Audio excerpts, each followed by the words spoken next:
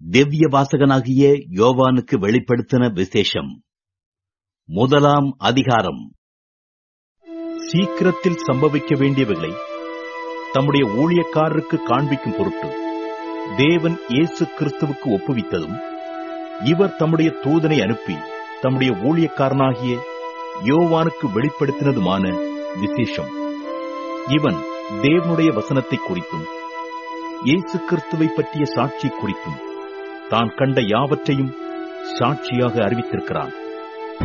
இந்த தீர்க்க தரிசன வசனங்களை வாசிக்கிறவனும் கேட்கிறவர்களும் இதில் எழுதியிருக்கிறவைகளை கைக்கொள்ளுகிறவர்களும் பாக்கியவான்கள். காலம் சமீபமாயிருக்கிறது.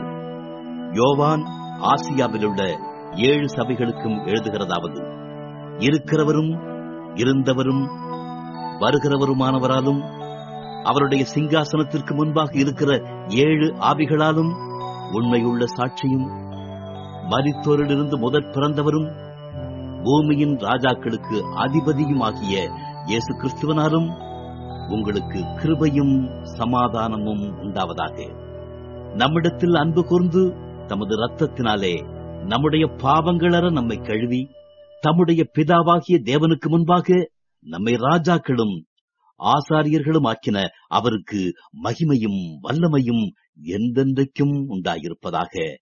ஆமென். இதோ மேகங்களுடனே வருகிறார். கண்கள் யாவும் அவரை காணும். அவரை குத்தினவர்களும் அவரை காண்பார்கள். பூமியின் கோத்திரத்தார் எல்லாரும் அவரை பார்த்து புலம்புவார்கள். அப்படியே ஆமென். ஆமென். இருக்கிறவரும் இருந்தவரும் வருகிறவரும் ஆகிய சர்வ வல்லமை உள்ள கர்த்தர், நான் அல்பாவும் ஓமேகாவும் ஆதியும் அந்தமுமாயிருக்கிறேன் என்று திருவுளம் பற்றுகிறார். உங்கள் சகோதரனும் இயேசு கிறிஸ்துவின் நிமித்தம் வருகிற உபத்திரவத்திற்கும் அவருடைய ராஜ்யத்திற்கும் அவருடைய பொறுமைக்கும் உங்கள் உடன் பங்காளனமாயிருக்கிற யோவானாகிய நான் தேவ வசனத்தின் நிமித்தமும் இயேசு கிறிஸ்துவை பற்றிய சாட்சியின் நிமித்தமும் பத்மு எனும் தீவில் இருந்தேன். கர்த்தருடைய நாளில் ஆவிக்குள்ளானேன். அப்பொழுது எனக்கு பின்னாலே எக்காள சத்தம் போன்ற பெரிதான ஒரு சத்தத்தை கேட்டேன். அது, நான் அல்பாவும் ஒமேகாவும் முந்தினவரும் பிந்தினவருமாயிருக்கிறேன். நீ காண்கிறதை ஒரு புஸ்தகத்தில் எழுதி ஆசியாவில் இருக்கிற எபேசு, சிமிர்னா, பெர்கமு, தியத்தீரா, சர்தை, பிலதெல்பியா, லவோதிக்கியா என்னும் பட்டணங்களில் உள்ள 7 சபைகளுக்கும் அனுப்பு என்று விளம்பினது. அப்பொழுது என்னுடனே பேசின சத்தத்தை பார்க்க திரும்பினேன். திரும்பின போது 7 பொன் குத்து விளக்குகளையும் அந்த 7 குத்து விளக்குகளின் மத்தியிலே நிலையங்கி தரித்து மார்பருகே பொற்கச்சி கட்டியிருந்த மனுஷகுமாரனுக்கு ஒப்பானவரையும் கண்டேன். அவருடைய சிரசும் மயிரும் வெண்பஞ்சைப் போலவும் உறைந்த மழையைப் போலவும் வெண்மையாயிருந்தது. அவருடைய கண்கள் அக்னி ஜுவாலையைப் போல இருந்தது. அவருடைய பாதங்கள் உலைக்களத்தில் காய்ந்த பிரகாசமான வெண்கரம் போல இருந்தது. அவருடைய சத்தம் பெரு வெள்ளத்து இறைச்சலைப் போல இருந்தது. தமது வலது கரத்திலே 7 நட்சத்திரங்களை ஏந்திக் கொண்டிருந்தார். அவர் வாயிலிருந்து இருபுறமும் கருக்குள்ள பட்டயம் புறப்பட்டது. அவருடைய முகம் வல்லமையாய் பிரகாசிக்கிற சூரியனைப் போல இருந்தது. நான் அவரை கண்டபோது செத்தவனைப் போல அவருடைய பாதத்தில் விழுந்தேன்.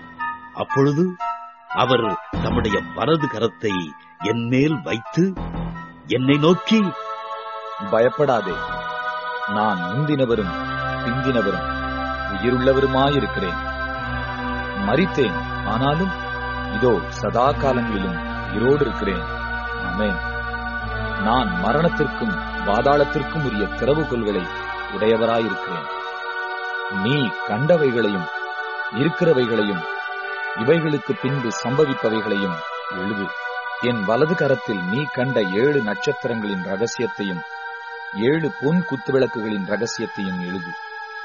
அந்த 7 நட்சத்திரங்களும் 7 சபைகளின் தூதர்களாம். நீ கண்ட 7 குத்துவிளக்குகளும் 7 சபைகளாம். வெளிப்படுத்தின விசேஷம் 2ஆம் அதிகாரம். எபேசு சபையின் தூதனுக்கு நீ எழுத வேண்டியது என்னவெனில், 7 நட்சத்திரங்களை தம்முடைய வலது கரத்தில் ஏந்திக் கொண்டு 7 பொன் குத்துவிளக்குகளின் மத்தியிலே உலாவிக் கொண்டிருக்கிறவர் சொல்லுகிறதாவது: உன் கிரியைகளையும் உன் பிரயாசத்தையும் உன் பொறுமையையும், நீ பொல்லாதவர்களை சகிக்க கூடாமல் இருக்கிறதையும், அப்போஸ்தலர் அல்லாதவர்கள் தங்களை அப்போஸ்தலர் என்று சொல்லுகிறதை நீ சோதித்து அவர்களை பொய்யர் என்று கண்டறிந்ததையும், நீ சகித்துக் கொண்டிருக்கிறதையும் பொறுமையாயிருக்கிறதையும், என் நாமத்தின் நிமித்தம் இளைப்படையாமல் பிரயாசப்பட்டதையும் அறிந்திருக்கிறேன். ஆனாலும் நீ ஆதியில் கொண்டிருந்த அன்பை விட்டாய் என்று உன் பேரில் எனக்கு குறை உண்டு. ஆகையால் நீ இன்ன நிலைமையிலிருந்து விழுந்தாய் என்பதை நினைத்து மனம் திரும்பி ஆதியில் செய்த கிரியைகளை செய்வாயாக. இல்லாவிட்டால் நான் சீக்கிரமாய் உன்னிடத்தில் வந்து நீ மனம் திரும்பாத பட்சத்தில் உன் விளக்கு தண்டை அதனிடத்திலிருந்து நீக்கிவிடுவேன். நான் வெறுக்கிற நிக்கோலாய் மதஸ்தரின் கிரியைகளை நீயும் வெறுக்கிறாய். இது உன்னிடத்தில் உண்டு. ஆவியானவர் சபைகளுக்கு சொல்லுகிறதை காதுள்ளவன் கேட்க கடவன். ஜெயங்கொள்ளுகிறவன் எவனோ அவனுக்கு தேவனுடைய பரதேசின் மத்தியில் இருக்கிற ஜீவ விருட்சத்தின் கனியை புசிக்க கொடுப்பேன் என்று எழுது. சிமிர்னா சபையின் தூதனுக்கு நீ எழுத வேண்டியது என்னதெனில், முந்தினவரும் பிந்தினவரும் மரித்திருந்து பிழைத்தவருமானவர் சொல்லுகிறதாவது: உன் கிரியைகளையும் உன் உபத்திரவத்தையும், நீ ஐஸ்வர்யமுள்ளவனாயிருந்தும் உனக்கு இருக்கிற தரித்திரத்தையும், தங்களை யூதர் என்று சொல்லியும் யூதராயிராமல் சாத்தானுடைய கூட்டமாயிருக்கிறவர்கள் செய்யும் தூஷணத்தையும் அறிந்திருக்கிறேன். நீ படப்போகிற பாடுகளை குறித்து எவ்வளவும் பயப்படாதே. இதோ, நீங்கள் சோதிக்கப்படும் பொருட்டாக பிசாசானவன் உங்களில் சிலரை காவலில் போடுவான். 10 நாள் உபத்திரவப்படுவீர்கள். ஆகிலும் நீ மரண பரியந்தம் உண்மையாயிரு. அப்பொழுது ஜீவ கிரீடத்தை உனக்கு தருவேன். ஆவியானவர் சபைகளுக்கு சொல்லுகிறதை காதுள்ளவன் கேட்க கடவன். ஜெயங்கொள்ளுகிறவன் 2ஆம் மரணத்தினால் சேதப்படுவதில்லை என்றெழுது.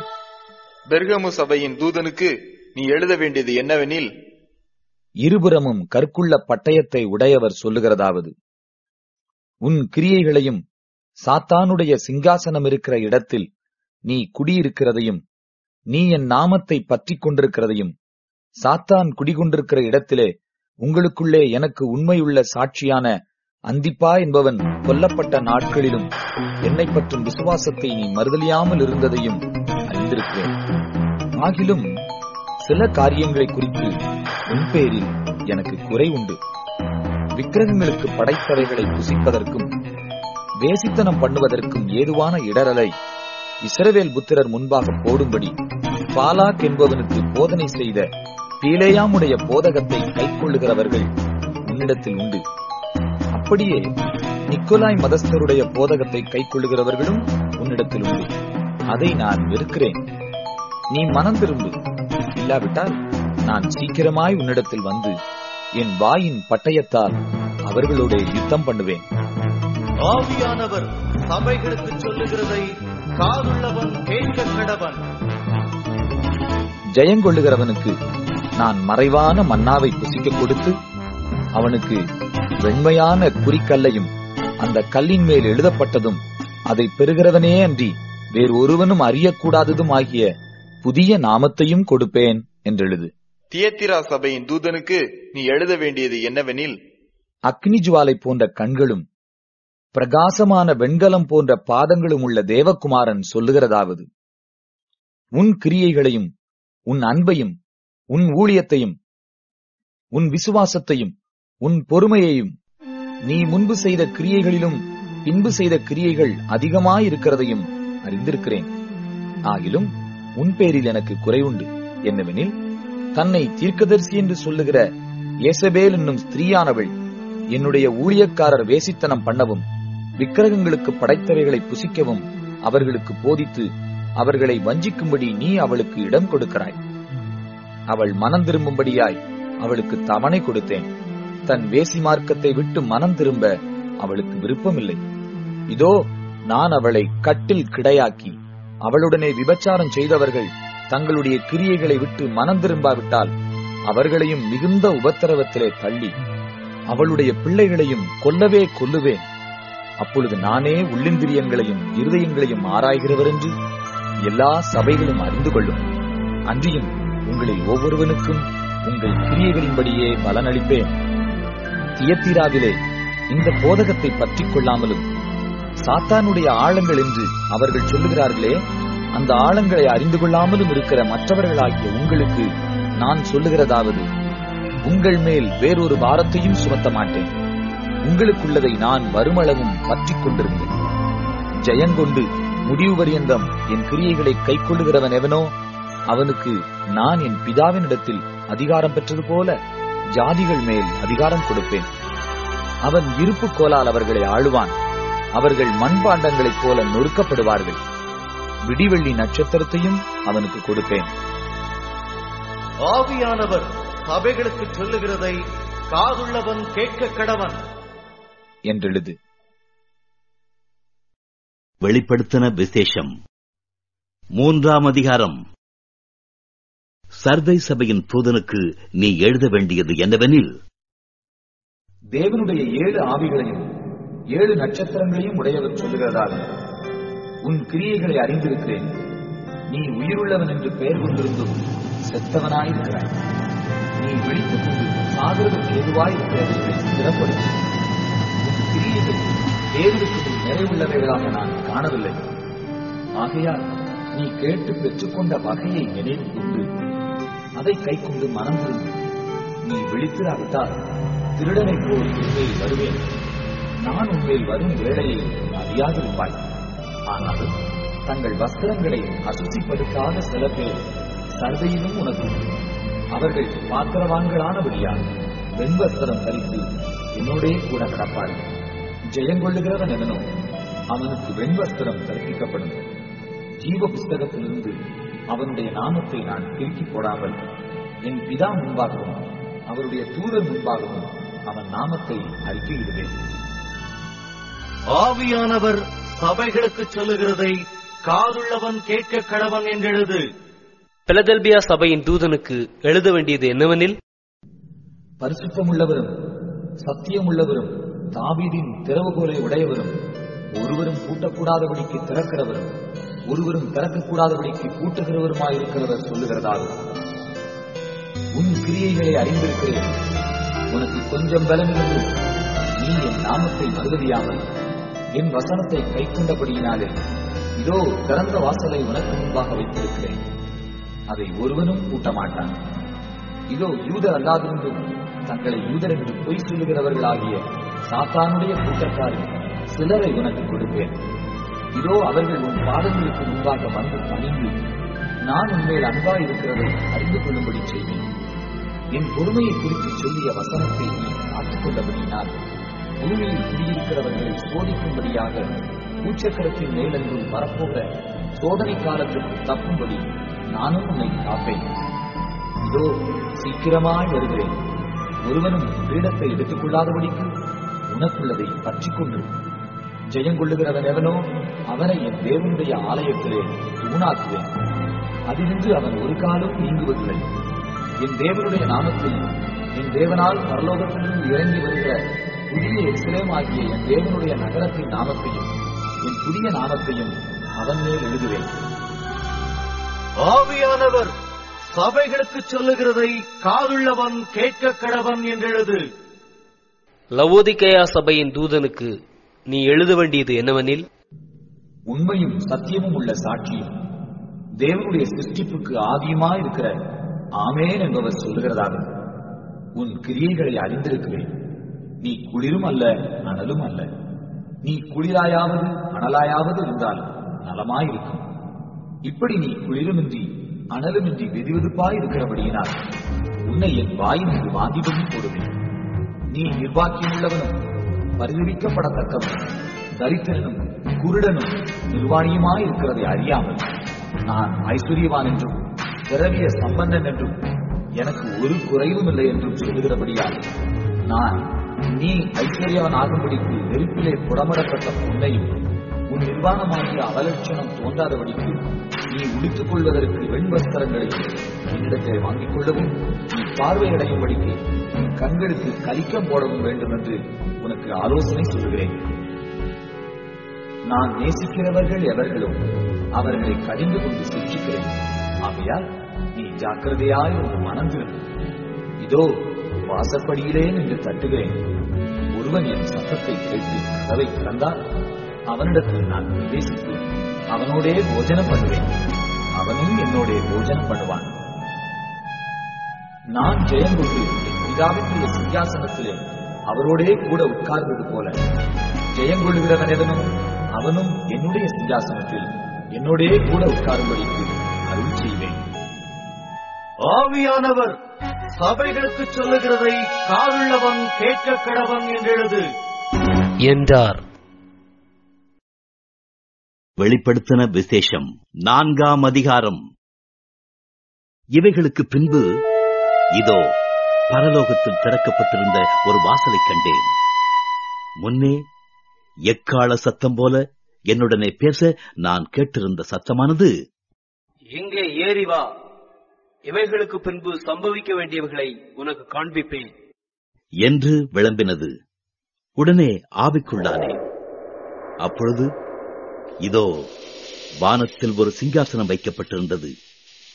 அந்த சிங்காசனத்தின் மேல் ஒருவர் வீற்றிருந்தார். வீற்றிருந்தவர் பார்வைக்கு வச்சரக்கல்லுக்கும் பதுமராகத்துக்கும் ஒப்பாயிருந்தார். அந்த சிங்காசனத்தை சுற்றி ஒரு வானவில் இருந்தது. அது பார்வைக்கு மரகதம் போல் தோன்றிற்று. அந்த சிங்காசனத்தைச் சூழ 24 சிங்காசனங்கள் இருந்தன. 24 மூப்பர்கள் வெண் வஸ்திரம் தரித்து தங்கள் சிரசுகளில் பொன்முடி சுடி அந்த சிங்காசனங்களின் மேல் உட்கார்ந்திருக்க கண்டேன். அந்த சிங்காசனத்திலிருந்து இடி முழக்கங்களும் சத்தங்களும் புறப்பட்டன. தேவனுடைய 7 ஆவிகளாகிய 7 அக்னி தீபங்கள் சிங்காசனத்திற்கு முன்பாக எரிந்து கொண்டிருந்தன. அந்த சிங்காசனத்திற்கு முன்பாக பளிங்கு கொப்பான கண்ணாடி கடல் இருந்தது. அந்த சிங்காசனத்தின் மத்தியிலும் அந்த சிங்காசனத்தை சுற்றிலும் 4 ஜீவன்கள் இருந்தன. அவைகள் முன்புறத்திலும் பின்புறத்திலும் கண்களால் நிறைந்திருந்தன. முதலாம் ஜீவன் சிங்கத்திற்கொப்பாகவும், 2ஆம் ஜீவன் காளைக்கொப்பாகவும், 3ஆம் ஜீவன் மனுஷ முகம் போன்ற முகமுள்ளதாகவும், 4ஆம் ஜீவன் பறக்கிற கழுகுக்கு ஒப்பாகவும் இருந்தன. அந்த 4 ஜீவன்களிலும் ஒவ்வொன்று அவ்வாறு சிறகுள்ளவைகளும் சுற்றிலும் உள்ளேயும் கண்களால் நிறைந்தவர்களுமாயும் இருந்தன. அவைகள் இருந்தவரும் இருக்கிறவரும் வருகிறவருமாகிய சர்வ வல்லமையுள்ள தேவனாகிய கர்த்தர் பரிசுத்தர் பரிசுத்தர் பரிசுத்தர் என்று இரவும் பகலும் ஓய்வில்லாமல் சொல்லிக் கொண்டிருந்தன. மேலும் சிங்காசனத்தின் மேல் வீற்றிருந்து சதா காலங்களிலும் உயிரோடு இருக்கிறவருக்கு அந்த ஜீவன்கள் மகிமையையும் கனத்தையும் ஸ்தோத்திரத்தையும் செலுத்தும் போது 24 மூப்பர்களும் சிங்காசனத்தின் மேல் வீற்றிருக்கிறவருக்கு முன்பாக வணக்கமாய் விழுந்து சதா காலங்களிலும் உயிரோடு இருக்கிறவரை தொழுது கொண்டு தங்கள் பீடங்களை சிங்காசனத்திற்கு முன்பாக வைத்து, கர்த்தாவே, தேவரீர் மகிமையையும் கனத்தையும் வல்லமையையும் பெற்றுக் கொள்வதற்கு பாத்திரராயிருக்கிறார். நீரே சகலத்தையும் சிருஷ்டித்து உம்முடைய சித்தத்தினாலே அவைகள் உண்டாகியிருக்கிறவைகளும் சிருஷ்டிக்கப்பட்டவைகளுமாயிருக்கிறது என்றார்கள். வெளிப்படுத்தின விசேஷம் 5ஆம் அதிகாரம். அன்றியும் உள்ளும் புறம்பும் எழுதப்பட்டு 7 முத்திரைகளால் முத்திகரிக்கப்பட்டிருந்த ஒரு புஸ்தகத்தை சிங்காசனத்தின் மேல் வீற்றிருக்கிறவருடைய வலது கரத்தில் கண்டேன். புஸ்தகத்தை திறக்கவும் அதன் முத்திரைகளை உடைக்கவும் பாத்திரவான் யார் என்று மிகுந்த சத்தமிட்டு கூறுகிற பலமுள்ள ஒரு தூதனையும் கண்டேன். வானத்திலாவது பூமியிலாவது பூமியின் கீழாவது ஒருவனும் அந்த புஸ்தகத்தை திறக்கவும் அதை பார்க்கவும் கூடாதிருந்தது. ஒருவனும் அந்த புஸ்தகத்தை திறந்து வாசிக்கவும் அதை பார்க்கவும் பாத்திரவானாக காணப்படாததினால் நான் மிகவும் அழுதேன். அப்பொழுது மூப்பர்களில் ஒருவன் என்னை நோக்கி, நீ அழ வேண்டாம். இதோ யூதா கோத்திரத்து சிங்கமும் தாவீதின் வேறுமானவர் புஸ்தகத்தை திறக்கவும் அதில் 7 முத்திரைகளை உடைக்கவும் ஜெயம் கொண்டிருக்கிறார் என்றான். அப்பொழுது இதோ அடிக்கப்பட்ட வண்ணமாயிருக்கிற ஒரு ஆட்டுக்குட்டி சிங்காசனத்திற்கும் 4 ஜீவன்களுக்கும் மூப்பர்களுக்கும் மத்தியில் நிற்க கண்டேன். அது 7 கொம்புகளையும் 7 கண்களையும் உடையதாயிருந்தது. அந்த கண்கள் பூமியெங்கும் அனுப்பப்படுகிற தேவனுடைய 7 ஆவிகளேயாம்.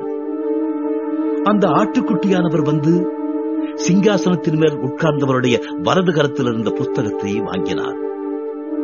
அந்த புஸ்தகத்தை அவர் வாங்கின போது அந்த 4 ஜீவன்களும் 24 மூப்பர்களும் தங்கள் தங்கள் சுரமண்டலங்களையும் பரிசுத்தவான்களுடைய ஜெபங்களாகிய தூபவர்க்கத்தால் நிறைந்த பொற்கலசங்களையும் பிடித்துக் கொண்டு ஆட்டுக்குட்டியானவருக்கு முன்பாக வணக்கமாய் விழுந்து, தேவரீர் புஸ்தகத்தை வாங்கவும் அதன் முத்திரைகளை உடைக்கவும் பாத்திரராயிருக்கிறீர்.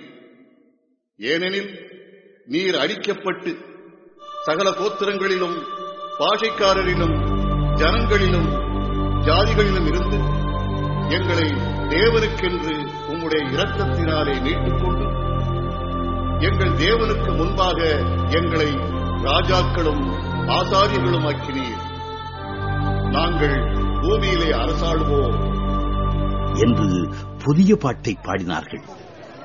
பின்னும் நான் பார்த்தபோது சிங்காசனத்தையும் ஜீவன்களையும் மூப்பர்களையும் சூழ்ந்திருந்த அநேக தூதர்களுடைய சத்தத்தை கேட்டேன். அவர்களுடைய இலக்கம் 10,000 10,000ஆகவும் 1000,000ஆகவும் இருந்தது. அவர்களும் மகா சத்தமிட்டு, அடிக்கப்பட்ட ஆட்டுக்குட்டியானவர் வல்லமையும் ஐஸ்வர்யத்தையும் ஞானத்தையும் பலத்தையும் கனத்தையும் மகிமையும் ஸ்தோத்திரத்தையும் பெற்றுக்கொள்ள பாத்திரராயிருக்கிறார் என்று சொன்னார்கள். அப்பொழுது வானத்திலும் பூமியிலும் பூமியின் கீழும் இருக்கிற சிருஷ்டிகள் யாவும், சமுத்திரத்தில் உள்ளவர்களும் அவற்றுள் அடங்கிய வஸ்துகள் யாவும் சிங்காசனத்தின் மேல் வீற்றிருக்கிறவருக்கும் ஆட்டுக்குட்டியானவருக்கும் ஸ்தோத்திரமும் கனமும் மகிமையும் வல்லமையும் சதா காலங்களிலும் உண்டாவதாக என்று சொல்ல கேட்டேன். அதற்கு 4 ஜீவன்களும் ஆமென் என்று சொல்லின. 24 மூப்பர்களும் வணக்கமாய் விழுந்து சதா காலங்களிலும் உயிரோடு இருக்கிறவரை தொழுது கொண்டார்கள். வெளிப்படுத்தின விசேஷம் 6ஆம் அதிகாரம். ஆட்டுக்குட்டியானவர் முத்திரைகளில் ஒன்றை உடைக்க கண்டேன். அப்பொழுது 4 ஜீவன்களில் ஒன்று என்னை நோக்கி, நீ வந்து பார் என்று இடிமுழக்கம் போன்ற சத்தமாய் சொல்ல கேட்டேன். நான் பார்த்தபோது இதோ ஒரு வெள்ளை குதிரையை கண்டேன். அதன் மேல் ஏறியிருந்தவன் வில்லை பிடித்திருந்தான். அவனுக்கு ஒரு கிரீடம் கொடுக்கப்பட்டது. அவன் ஜெயிக்கிறவனாகவும் ஜெயிப்பவனாகவும் புறப்பட்டான். அவர் 2ஆம் முத்திரையை உடைத்தபோது 2ஆம் ஜீவனானது என்று சொல்ல கேட்டேன். அப்பொழுது சிவப்பான வேறொரு குதிரை புறப்பட்டது. அதன் மேல் ஏறியிருந்தவனுக்கு பூமியில் உள்ளவர்கள் ஒருவரை ஒருவர் கொலை செய்யத்தக்கதாக சமாதானத்தை பூமியிலிருந்து எடுத்துப் போடும்படியான அதிகாரம் கொடுக்கப்பட்டது. ஒரு பெரிய பட்டயமும் அவனுக்கு கொடுக்கப்பட்டது. அவர் 3ஆம் முத்திரையை உடைத்தபோது 3ஆம் ஜீவனானது நீ வந்து பார் என்று சொல்ல கேட்டேன். நான் பார்த்தபோது இதோ ஒரு கருப்பு குதிரையை கண்டேன். அதன் மேல் ஏறியிருந்தவன் ஒரு தராசை தன் கையிலே பிடித்திருந்தான். அப்பொழுது ஒரு பணத்துக்கு 1 படி கோதுமை என்றும் 1 பணத்துக்கு 3 படி வாட்கோதுமை என்றும் எண்ணெயையும் திராட்சரசத்தையும் சேதப்படுத்தாதே என்றும் 4 ஜீவன்களின் மத்தியிலிருந்து உண்டான சத்தத்தை கேட்டேன். அவர் 4ஆம் முத்திரையை உடைத்த போது 4ஆம் ஜீவனானது என்று சொல்லும் சத்தத்தை கேட்டேன்.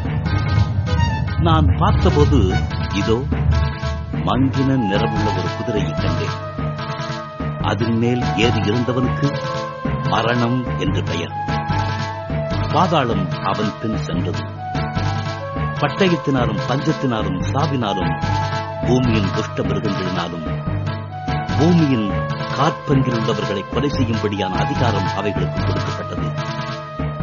அவர் 5ஆம் முத்திரையை உடைத்த போது தேவ வசனத்தின் நிமித்தமும் தாங்கள் கொடுத்த சாட்சியின் நிமித்தமும் கொல்லப்பட்டவர்களுடைய ஆத்துமாக்களை பலிபீடத்தின் கீழே கண்டேன். அவர்கள் பரிசுத்தமும் சத்தியமும் உள்ள ஆண்டவரே, தேவரீர் பூமியின் மேல் குடியிருக்கிறவர்களிடத்தில் எங்கள் ரத்தத்தை குறித்து எது வரைக்கும் நியாய தீர்ப்பு செய்யாமலும் பழி வாங்காமலும் இருப்பீர் என்று மகா சத்தமிட்டு கூப்பிட்டார்கள். அப்பொழுது அவர்கள் ஒவ்வொருவருக்கும் வெள்ளை அங்கிகள் கொடுக்கப்பட்டது. அன்றியும் அவர்கள் தங்களைப் போல கொலை செய்யப்பட போகிறவர்களாகிய தங்கள் உடன் பணிவிடைக்காரரும் தங்கள் சகோதரருமானவர்களின் தொகை நிறைவாகும் அளவும் இன்னும் கொஞ்ச காலம் இளைப்பாற வேண்டும் என்று அவர்களுக்கு சொல்லப்பட்டது. அவர் 6ஆம் முத்திரையை உடைக்க கண்டேன். இதோ பூமி மிகவும் அதிர்ந்தது. சூரியன் கருப்பு கம்பளியைப் போல கருத்தது. ரத்தம் போனது. அத்திமரமானது பெருங்காற்றினால் அசைக்கப்படும் போது அதன் காய்கள் உதிர்கிறது போல வானத்தின் நட்சத்திரங்களும் பூமியிலே விழுந்தது. வானமும் சுருட்டப்பட்ட புஸ்தகம் போலாகி விலகி போயிற்று. மலைகள் தீவுகள் யாவும் தங்கள் இடங்களை விட்டு அகன்று போயின. பூமியின் ராஜாக்களும் பெரியோர்களும் ஐஸ்வர்யவான்களும் சேனை தலைவர்களும் பலவான்களும் அடிமைகள் யாவரும் சுயாதீனர் யாவரும் பர்வதங்களின் குகைகளிலும் கண்மலைகளிலும் ஒளிந்து கொண்டு பர்வதங்களையும் கண்மலைகளையும் நோக்கி, நீங்கள் எங்கள் மேல் விழுந்து சிங்காசனத்தின் மேல் வீற்றிருக்கிறவருடைய முகத்திற்கும் ஆட்டுக்குட்டியானவருடைய கோபத்திற்கும் எங்களை மறைத்துக் கொள்ளுங்கள்.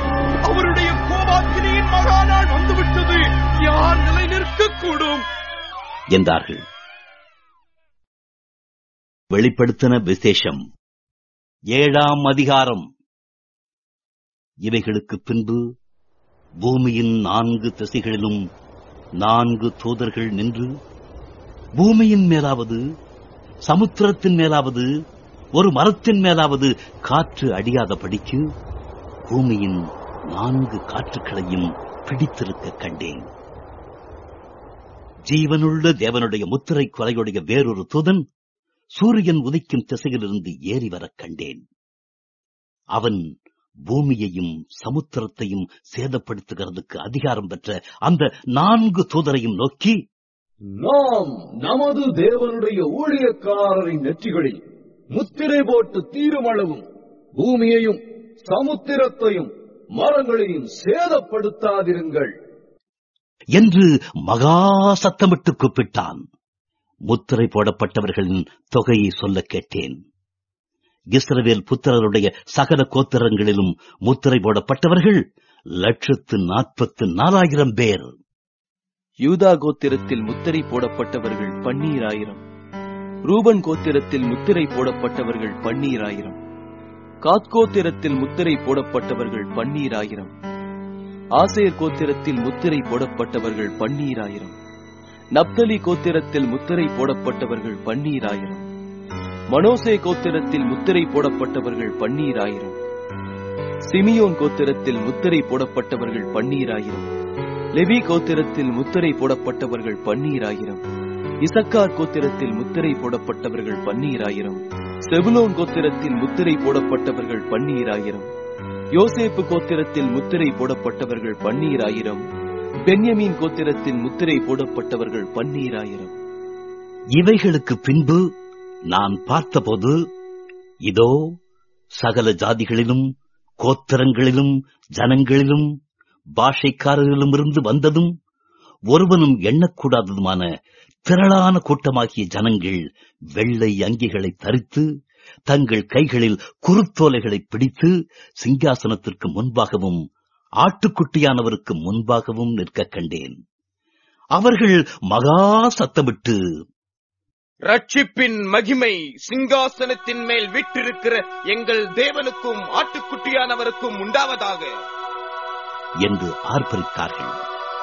தூதர்கள் யாவரும் சிங்காசனத்தையும் மூப்பர்களையும் 4 ஜீவன்களையும் சூழ நின்று சிங்காசனத்திற்கு முன்பாக முகங்குப்புற விழுந்து தேவனை தொழுது கொண்டு, ஆமென், எங்கள் தேவனுக்கு துதியும் மகிமையும் ஞானமும் ஸ்தோத்திரமும் கனமும் வல்லமையும் பலனும் சதா காலங்களிலும் உண்டாவதாக, ஆமென் என்றார்கள். அப்பொழுது மூப்பர்களில் ஒருவன் என்னை நோக்கி, வெள்ளை அங்கிகளை தரித்திருக்கிற இவர்கள் யார்? எங்கே இருந்து வந்தார்கள் என்று கேட்டான். அதற்கு நான், ஆண்டவனே, அது உமக்கே தெரியும் என்றேன். அப்பொழுது அவன், இவர்கள் மிகுந்த உபத்திரவத்தில் இருந்து வந்தவர்கள். இவர்கள் தங்கள் அங்கிகளை ஆட்டுக்குட்டியானவருடைய இரத்தத்திலே தோய்த்து வெளுத்தவர்கள். ஆனபடியால் இவர்கள் தேவனுடைய சிங்காசனத்திற்கு முன்பாக இருந்து இரவும் பகலும் அவருடைய ஆலயத்திலே அவரை சேவிக்கிறார்கள். சிங்காசனத்தின் மேல் வீற்றிருக்கிறவர் இவர்களுக்குள்ளே வாசமாயிருப்பார். இவர்கள் இனி பசி அடைவதுமில்லை, இனி தாகமடைவதுமில்லை. வெயிலாவது உஷ்ணமாவது இவர்கள் மேல் படுவதுமில்லை.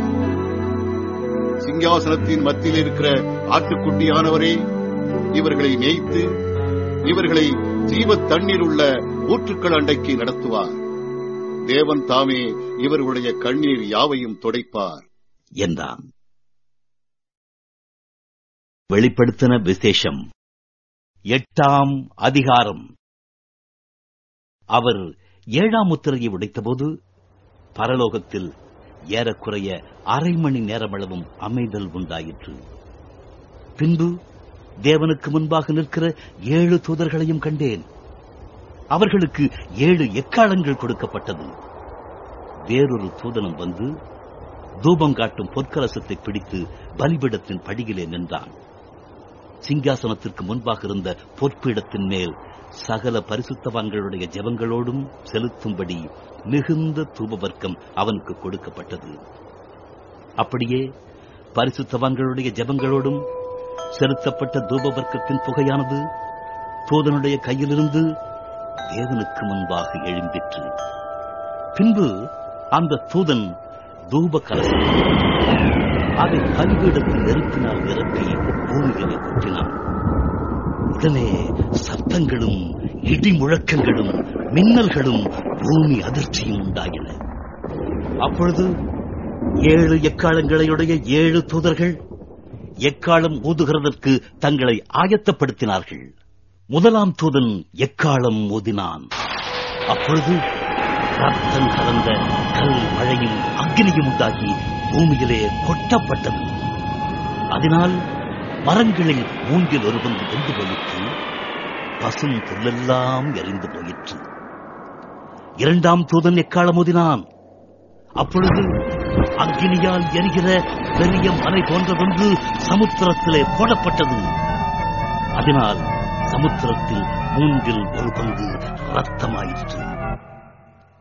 சமுத்திரத்தில் இருந்த ஜீவனுள்ள சிருஷ்டிகளில் 1/3 செத்துப் போயிற்று. கப்பல்களில் 1/3 சேதமாயிற்று. 3ஆம் தூதன் எக்காளம் ஊதினான். அப்பொழுது ஒரு பெரிய நட்சத்திரம் தீவட்டியைப் போல எரிந்து வானத்திலிருந்து விழுந்தது. அது ஆறுகளில் 1/3 மேலும் நீரூற்றுக்களின் மேலும் விழுந்தது. அந்த நட்சத்திரத்துக்கு எட்டி என்று பெயர். அதனால் தண்ணீரில் 1/3 எட்டியைப் போல கசப்பாயிற்று. இப்படி கசப்பான தண்ணீரினால் மனுஷரில் அநேகர் செத்தார்கள். 4ஆம் தூதன் எக்காளம் ஊதினான். அப்பொழுது சூரியனில் 1/3 சந்திரனில் 1/3 நட்சத்திரங்களில் 1/3 சேதப்பட்டது. அவற்றவற்றில் 1/3 இருளடைந்தது. பகலிலும் 1/4 பிரகாசமில்லாமல் போயிற்று, இரவிலும் அப்படியே ஆயிற்று. பின்பு ஒரு தூதன் வானத்தின் மத்தியிலே பறந்து வர கண்டேன். அவன் மகா சத்தமிட்டு, இனி எக்காலம் ஊதப் போகிற மற்ற 3 தூதர்களுடைய எக்கால சத்தங்களினால் பூமியில் குடியிருக்கிறவர்களுக்கு ஐயோ ஐயோ ஐயோ, ஆபத்து வரும் என்று சொல்ல கேட்டேன். வெளிப்படுத்தின விசேஷம் 9ஆம் அதிகாரம். 5ஆம் தூதன் எக்காளம் ஊதினான். அப்பொழுது வானத்திலிருந்து பூமியின் மேல் விழுந்த ஒரு நட்சத்திரத்தை கண்டேன். அவனுக்கு பாதாள குழியின் திறவுகோல் கொடுக்கப்பட்டது. அவன் பாதாள குழியை திறந்தான். உடனே பெருஞ்சூளையின் புகை போல் அந்த குழியிலிருந்து புகை எழும்பிற்று. அந்த குழியின் புகையினால் சூரியனும் ஆகாயமும் அந்தகாரப்பட்டது.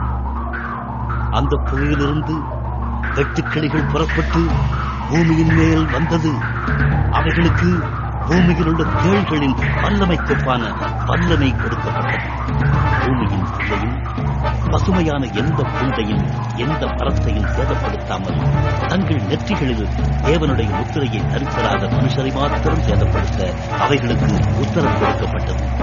மேலும் அவர்களை கொலை செய்யும்படிக்கு அவைகளுக்கு உத்தரவு கொடுக்கப்படாமல் 5 மாதம் அளவும் அவர்களை வேதனைப்படுத்தும்படிக்கு உத்தரவு கொடுக்கப்பட்டது. அவைகள் செய்யும் வேதனை ஏழானது மனுஷரை கொட்டும் போது உண்டாகும் வேதனையை போல. அந்நாட்களில் மனுஷர்கள் சாவை தேடியும் அதை காணாதிருப்பார்கள். சாக வேண்டும் என்று ஆசைப்படுவார்கள். சாவோ அவர்களுக்கு விலகி ஓடிப்போம். அந்த வெட்டுக்கிளிகளின் உருவம் யுத்தத்துக்கு ஆயத்தம் பண்ணப்பட்ட குதிரைகளுக்கு ஒப்பாயிருந்தது. அவைகளுடைய தலைகளின் மேல் பொன்மயமான கிரீடம் போன்றவைகள் இருந்தன. அவைகளின் முகங்கள் மனுஷருடைய முகங்கள் போல இருந்தன. அவைகளுடைய கூந்தல் ஸ்திரீகளுடைய கூந்தல் போல இருந்தது. அவைகளின் பற்கள் சிங்கங்களின் பற்கள் போல இருந்தன. இருப்பு கவசங்களைப் போல மார்க்கவசங்கள் அவைகளுக்கு இருந்தன. அவைகளுடைய சிறகுகளின் இரைச்சல் யுத்தத்திற்கு ஓடுகிற அநேகம் குதிரைகள் போன்ற ரதங்களின் இரைச்சலுக்கு ஒப்பாகிருந்தன. அவைகள் தேள்களின் வாள்களுக்கு ஒப்பான வாள்களையும் அந்த வாள்களின் கொடுக்குகளையும் உடையவைகளாகிருந்தன. அவைகள் 5 மாதம் அளவும் மனுஷரை சேதப்படுத்துவதற்கு அதிகாரம் உடையவைகளாகிருந்தன. அவைகளுக்கு ஒரு ராஜன் உண்டு. அவன் பாதாளத்தின் தூதன். எபிரேயு பாஷையில் அபெத்தோன் என்றும் கிரேக்கு பாஷையில் அப்புல்லியோன் என்றும் அவனுக்கு பெயர். முதலாம் ஆபத்து கடந்து போயிற்று. இவைகளுக்கு பின்பு இன்னும் 2 ஆபத்துகள் இதோ வருகிறது. 6ஆம் தூதன் எக்காளம் ஊதினான். அப்பொழுது தேவனுக்கு முன்பாக இருந்த பொற்பீடத்தின் 4 கொம்புகளிலிருந்தும் ஒரு சத்தம் தோன்றி எக்காலத்தை பிடித்திருந்த 6ஆம் தூதனை நோக்கி, ஐபிராத் என்னும் பெரிய நதியண்டையிலே கட்டப்பட்டிருக்கின்ற 4 தூதர்களையும் அவிழ்த்துவிடு என்று சொல்ல கேட்டேன்.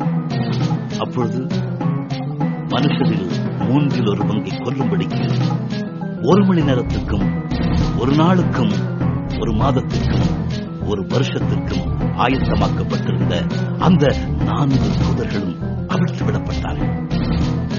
குதிரை சேனைகளாகிய ராணுவங்களின் தொகை 20 கோடியாக இருந்தது. அவைகளின் தொகையை சொல்ல கேட்டேன். குதிரைகளையும் அவைகளின் மேல் ஏறியிருந்தவர்களையும் நான் தரிசனத்தில் கண்டறிந்தமாம். அவர்கள் அக்கினி நிறமும் நீல நிறமும் கந்தக நிறமுமான மார்க்கவசங்களை உடையவர்களாயிருந்தார்கள். குதிரைகளுடைய தலைகள் சிங்கங்களின் தலைகளைப் போல் இருந்தன. அவைகளுடைய வாய்களிலிருந்து அக்கினி புகை கந்தகம் புறப்பட்ட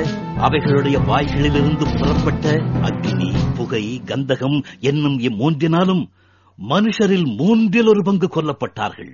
அந்த குதிரைகளின் வல்லமை அவைகளுடைய வாயிலேயும் வாள்களிலேயும் இருக்கிறது. அவைகளுடைய வாள்கள் பாம்புகளுக்கு ஒப்பானவைகளாயும் தலைகள் உள்ளவைகளாயும் இருக்கிறது. அவைகளாலே சேதப்படுத்துகிறது. அப்படியிருந்தும் அந்த வாதைகளால் கொல்லப்படாத மற்ற மனுஷர்கள் பேய்களையும் பொன், வெள்ளி, செம்பு, கல்மரம் என்பவைகளால் செய்யப்பட்டவைகளாயும் காணவும் கேட்கவும் நடக்கவும் ஆட்டாதவைகளாயும் இருக்கிற விக்கிரகங்களையும் வணங்காதபடிக்கு தங்கள் கைகளின் கிரியைகளை விட்டு மனம் திரும்பவும் இல்லை. தங்கள் கொலை பாதகங்களையும் தங்கள் சூனியங்களையும் தங்கள் வேசித்தனங்களையும் தங்கள் களவுகளையும் விட்டு மனம் திரும்பவும் இல்லை. வெளிப்படுத்தின விசேஷம் 10ஆம் அதிகாரம். பின்பு பலமுள்ள வேறொரு தூதன் வானத்திலிருந்து இறங்கி வரக் கண்டேன். மேகம் அவனை சூழ்ந்திருந்தது. அவனுடைய சிரசின் மேல் வானவில் இருந்தது. அவனுடைய முகம் சூரியனைப் போலவும் அவனுடைய கால்கள் அக்னி ஸ்தம்பங்களைப் போலவும் இருந்தது. திறக்கப்பட்ட ஒரு சிறு புஸ்தகம் அவன் கையில் இருந்தது. தனது வலது பாதத்தை சமுத்திரத்தின் மேலும் தன் இடது பாதத்தை பூமியின் மேலும் வைத்து சிங்கம் கர்ஜிக்கிறது போல மகா சத்தமாய் ஆர்ப்பரித்தான். அவன் ஆர்ப்பரித்த போது 7 இடிகளும் சத்தமிட்டு முழங்கின. அவ்வேழு இடிகளும் தங்கள் சத்தங்களை முழங்கின போது நான் எழுத வேண்டியிருந்தேன். அப்பொழுது 7 இடி முழக்கங்கள் சொன்னவைகளை நீ எழுதாமல் முத்திரை போடு என்று வானத்திலிருந்து ஒரு சத்தம் உண்டாக கேட்டேன். சமுத்திரத்தின் மேலும் பூமியின் மேலும் நிற்கிறதாக நான் கண்ட தூதன் தன் கையை வானத்துக்கு நேராக உயர்த்தி, இனி காலம் செல்லாது, ஆனாலும் தேவன் தம்முடைய ஊழியக்காரராகிய தீர்க்கதரிசிகளுக்கு சுவிசேஷமாய் அறிவித்தபடி 7ஆம் தூதனுடைய சத்தத்தின் நாட்களிலே அவன் எக்காலம் ஊதப் போகிற போது தேவ ரகசியம் நிறைவேறும் என்று வானத்தையும் அதிலுள்ளவைகளையும் பூமியையும் அதிலுள்ளவைகளையும் சமுத்திரத்தையும் அதிலுள்ளவைகளையும் சிருஷ்டித்து வரும் சதா காலங்களிலும் உயிரோடு இருக்கிறவருமானவர் மேல் ஆணையிட்டு சொன்னான். நான் வானத்திலிருந்து பிறக்க கேட்ட சத்தம் மறுபடியும் என்னுடனே பேசி, சமுத்திரத்தின் மேலும் பூமியின் மேலும் இருக்கிற தூதனுடைய கையில் இருக்கும் திறக்கப்பட்ட சிறு புஸ்தகத்தை நீ போய் வாங்கிக் கொள் என்று சொல்ல, நான் தூதனிடத்தில் போய் அந்த சிறு புத்தகத்தை எனக்கு தாரும் என்றேன். அதற்கு அவன், நீ இதை வாங்கி புசி, இது உன் வயிற்றுக்கு கசப்பாயிருக்கும், ஆகிலும் உன் வாய்க்கு இது தேனை போல மதுரமாயிருக்கும் என்றான். நான் அந்த சிறு புஸ்தகத்தை தூதனுடைய கையிலிருந்து வாங்கி அதை புசித்தேன். என் வாய்க்கு அது தேனை போல் மதுரமாயிருந்தது. நான் அதை புசித்தவுடனே என் வயிறு சப்பாயிற்று. அப்பொழுது அவன் என்னை நோக்கி, நீ மறுபடியும் அநேக ஜனங்களையும் ஜாதிகளையும் பாஷைக்காரரையும் ராஜாக்களையும் குறித்து தீர்க்க தரிசனம் சொல்ல வேண்டும் என்றான். வெளிப்படுத்தின விசேஷம் 11ஆம் அதிகாரம். பின்பு கைக்கோலுக்கு ஒப்பான ஒரு அளவுகோல் என்னிடத்திலே கொடுக்கப்பட்டது. அப்பொழுது தேவதூதன் நின்று என்னை நோக்கி, நீ எழுந்து தேவனுடைய ஆலயத்தையும் பலிபீடத்தையும் அதில் தொழுது கொள்ளுகிறவர்களையும் அளந்து பார். ஆலயத்திற்கு புறம்பே இருக்கிற பிரகாரம் புறஜாதியாருக்கு கொடுக்கப்பட்டபடியா அதை அளவாமல் புறம்பாக்கி போடு. பரிசுத்த நகரத்தையும் அவர்கள் 42 மாதம் அளவும் மிதிப்பார்கள். என்னுடைய 2 சாட்சிகள் 2 வஸ்திரம் உடுத்திக் கொண்டிருக்கிறவர்களால் 1260 நாளளவும் தீர்க்க தரிசனம் சொல்லும்படி அவர்களுக்கு அதிகாரம் கொடுப்பேன். பூலோகத்தின் ஆண்டவருக்கு முன்பாக நிற்கிற 2 ஒலிவ மரங்களும் 2 விளக்கு தண்டுகளும் இவர்களே. ஒருவன் அவர்களை சேதப்படுத்த மனதாயிருந்தால் அவர்களுடைய வாயில் இருந்து அக்கினி புறப்பட்டு அவர்களுடைய சத்துருக்களை பட்சிக்கும். அவர்களை சேதப்படுத்த மனதாயிருக்கிறவன் எவனோ அவன் அப்படியே கொல்லப்பட வேண்டும். அவர்கள் தீர்க்க தரிசனம் சொல்லி வருகிற நாட்களிலே மழை பெய்யாதபடிக்கு வானத்தை அடைக்க அவர்களுக்கு அதிகாரம் உண்டு. அவர்கள் தண்ணீர்களை இரத்தமாக மாற்றவும் தங்களுக்கு வேண்டும் போதெல்லாம் பூமியை சகலவித வாதைகளாலும் பாதிக்கவும் அவர்களுக்கு அதிகாரம் உண்டு. அவர்கள் தங்கள் சாட்சியை சொல்லி முடித்திருக்கும் போது பாதாளத்திலிருந்து இருக்கிற மிருகம் அவர்களோட யுத்தம் பண்ணி அவர்களை ஜெயித்து அவர்களை கொன்று போடும். அவர்களுடைய உடல்கள் மகாநகரத்தின் விசாலமான வீதியிலே கிடக்கும். அந்த நகரம் சோதோம் என்றும் எகிப்து என்றும் ஞானார்த்தமாய் சொல்லப்படும். அதிலே நம்முடைய கர்த்தரும் சிலுவையிலே அறையப்பட்டார்.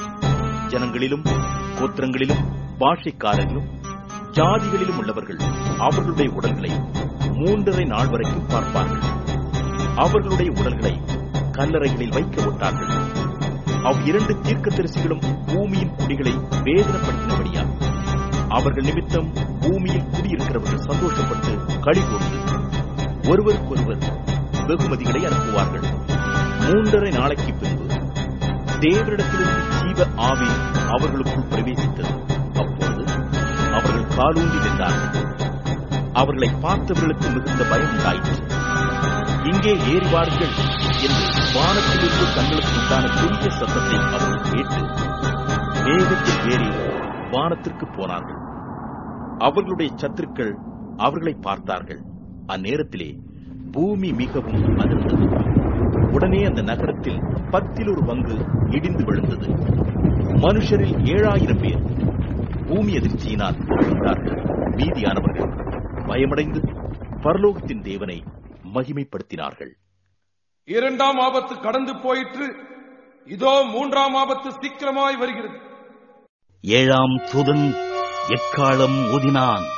அப்பொழுது உலகத்தின் ராஜ்யங்கள் நம்முடைய கர்த்தருக்கும் அவருடைய கிறிஸ்துவுக்கும் உரிய ராஜ்யங்களாயின. அவர் சதா காலங்களிலும் ராஜ்யபாரம் பண்ணுவார் என்னும் கம்பீர சத்தங்கள் வானத்தில் உண்டாயின.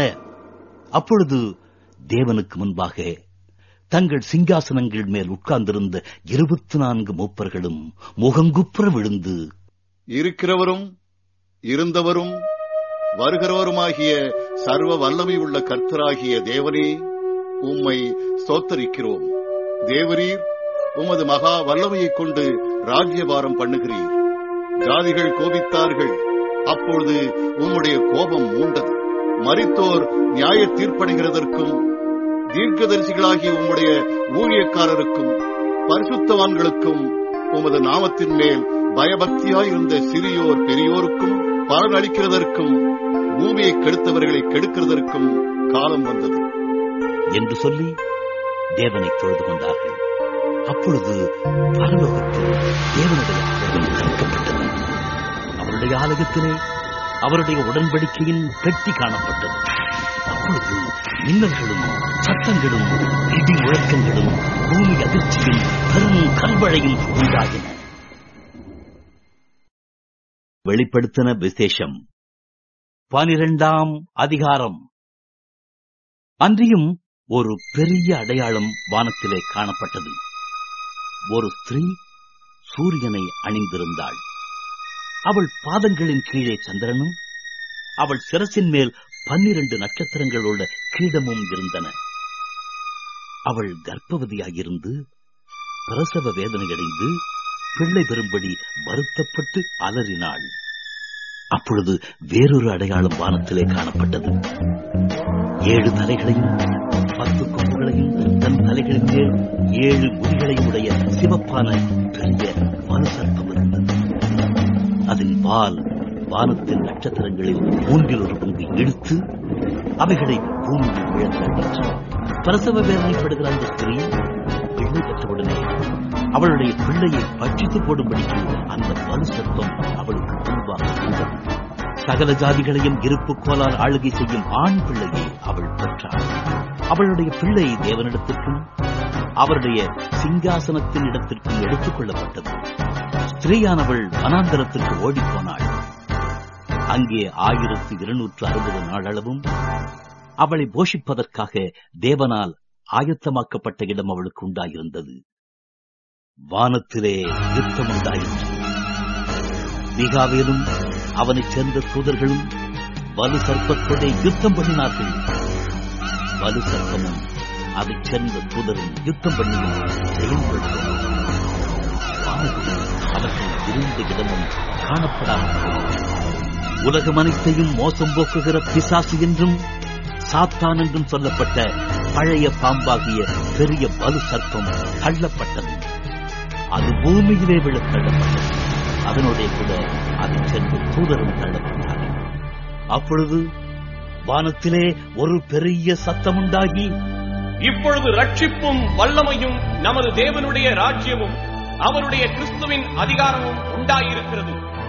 இரவும் பகலும் நம்முடைய தேவனுக்கு முன்பாக நம்முடைய சகோதரர் மேல் குற்றம் சுமத்தும் பொருட்டு அவர்கள் மேல் குற்றம் சாட்டுகிறவன் தாழத் தள்ளப்பட்டு போனான். மரணம் நேரிடுகிறதா இருந்தாலும் அதற்கு தப்பும்படி தங்கள் ஜீவனையும் பாராமல் ஆட்டுக்குட்டியின் இரத்தத்தினாலும் தங்கள் சாட்சியின் வசனத்தினாலும் அவனை ஜெயித்தார்கள்.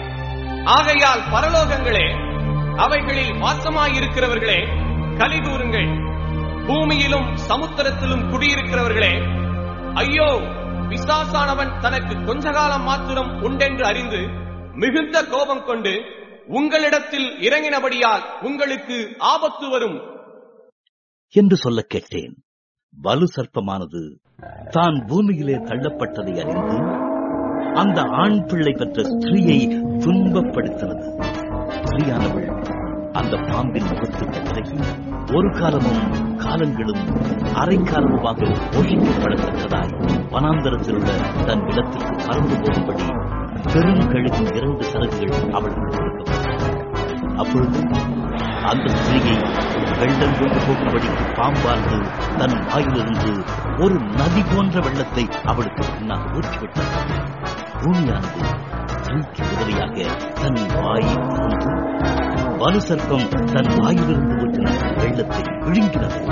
அப்பொழுது வலு சர்ப்பமானது ஸ்திரீயின் மேல் கோபம் கொண்டு தேவனுடைய கற்பனைகளை கைக்கொள்ளுகிறவர்கள் இயேசு கிறிஸ்துவை குறித்து சாட்சியை உடையவர்களுமாகிய அவளுடைய சந்ததியான மற்றவர்களுடனே யுத்தம் பண்ண போயிற்று. வெளிப்படுத்தின விசேஷம் 13ஆம் அதிகாரம். பின்பு நான் கடற்கரை மணலின் மேல் நின்றேன். அப்பொழுது சமுத்திரத்திலிருந்து ஒரு மிருகம் எழும்பி வர கண்டேன். அதற்கு 7 தலைகளும் 10 கொம்புகளும் இருந்தன. அதன் கொம்புகளின் மேல் 10 முடிகளும் அதன் தலைகளின் மேல் தூஷணமான நாமங்களும் இருந்தன. நான் கண்ட மிருகம் சிறுத்தையைப் போல் இருந்தது. அதன் கால்கள் கரடியின் கால்களைப் போலவும் அதன் வாய் சிங்கத்தின் வாயைப் போலவும் இருந்தன. வலு சர்ப்பமானது தன் பலத்தையும் தன் சிங்காசனத்தையும் மிகுந்த அதிகாரத்தையும் அதற்கு கொடுத்தது. அதன் தலைகளில் ஒன்று சாவுக்கேதுவாய் காயப்பட்டிருக்க கண்டேன். ஆனாலும் சாவுக்கேதுவான அந்த காயம் சொஸ்தமாக்கப்பட்டது. பூமியில் உள்ள யாவரும் ஆச்சரியத்தோட அந்த மிருகத்தை பின்பற்றி அந்த மிருகத்திற்கு அப்படிப்பட்ட அதிகாரம் கொடுத்த வலு சர்ப்பத்தை வணங்கினார்கள். அல்லாமலும் மிருகத்துக்கு ஒப்பானவன் யார்? அதனுடைய யுத்தம் பண்ணத்தக்கவன் யார் என்று சொல்லி மிருகத்தையும் வணங்கினார்கள். பெருமையானவைகளையும் தூஷணங்களையும் பேசும் வாய் அதற்கு கொடுக்கப்பட்டது. அல்லாமலும் 42 மாதம் யுத்தம் பண்ண அதற்கு அதிகாரம் கொடுக்கப்பட்டது. அது தேவனை தூஷிக்கும்படி தன் வாயை திறந்து அவருடைய நாமத்தையும் அவருடைய வாசஸ்தலத்தையும் பரலோகத்தில் வாசமாயிருக்கிறவர்களையும் தூஷித்தது. மேலும் பரிசுத்தவான்களோட யுத்தம் பண்ணி அவர்களை ஜெயிக்கும்படிக்கு அதற்கு அதிகாரம் கொடுக்கப்பட்டதும் அல்லாமல் ஒவ்வொரு கோத்திரத்தின் மேலும் பாஷைக்காரர் மேலும் ஜாதிகள் மேலும் அதற்கு அதிகாரம் கொடுக்கப்பட்டது.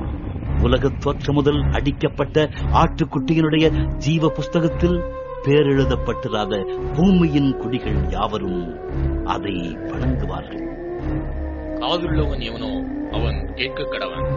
சிறைப்படுத்திக் கொண்டு போகிறவன் சிறைப்பட்டு போவான். பட்டயத்தினாலே கொல்லுகிறவன் பட்டயத்தினாலே கொல்லப்பட வேண்டும். பரிசுத்தவான்களுடைய பொறுமையும் விசுவாசமும் இதிலே விளங்கும். பின்பு வேறொரு மிருகம் பூமியிலிருந்து எழும்ப கண்டேன்.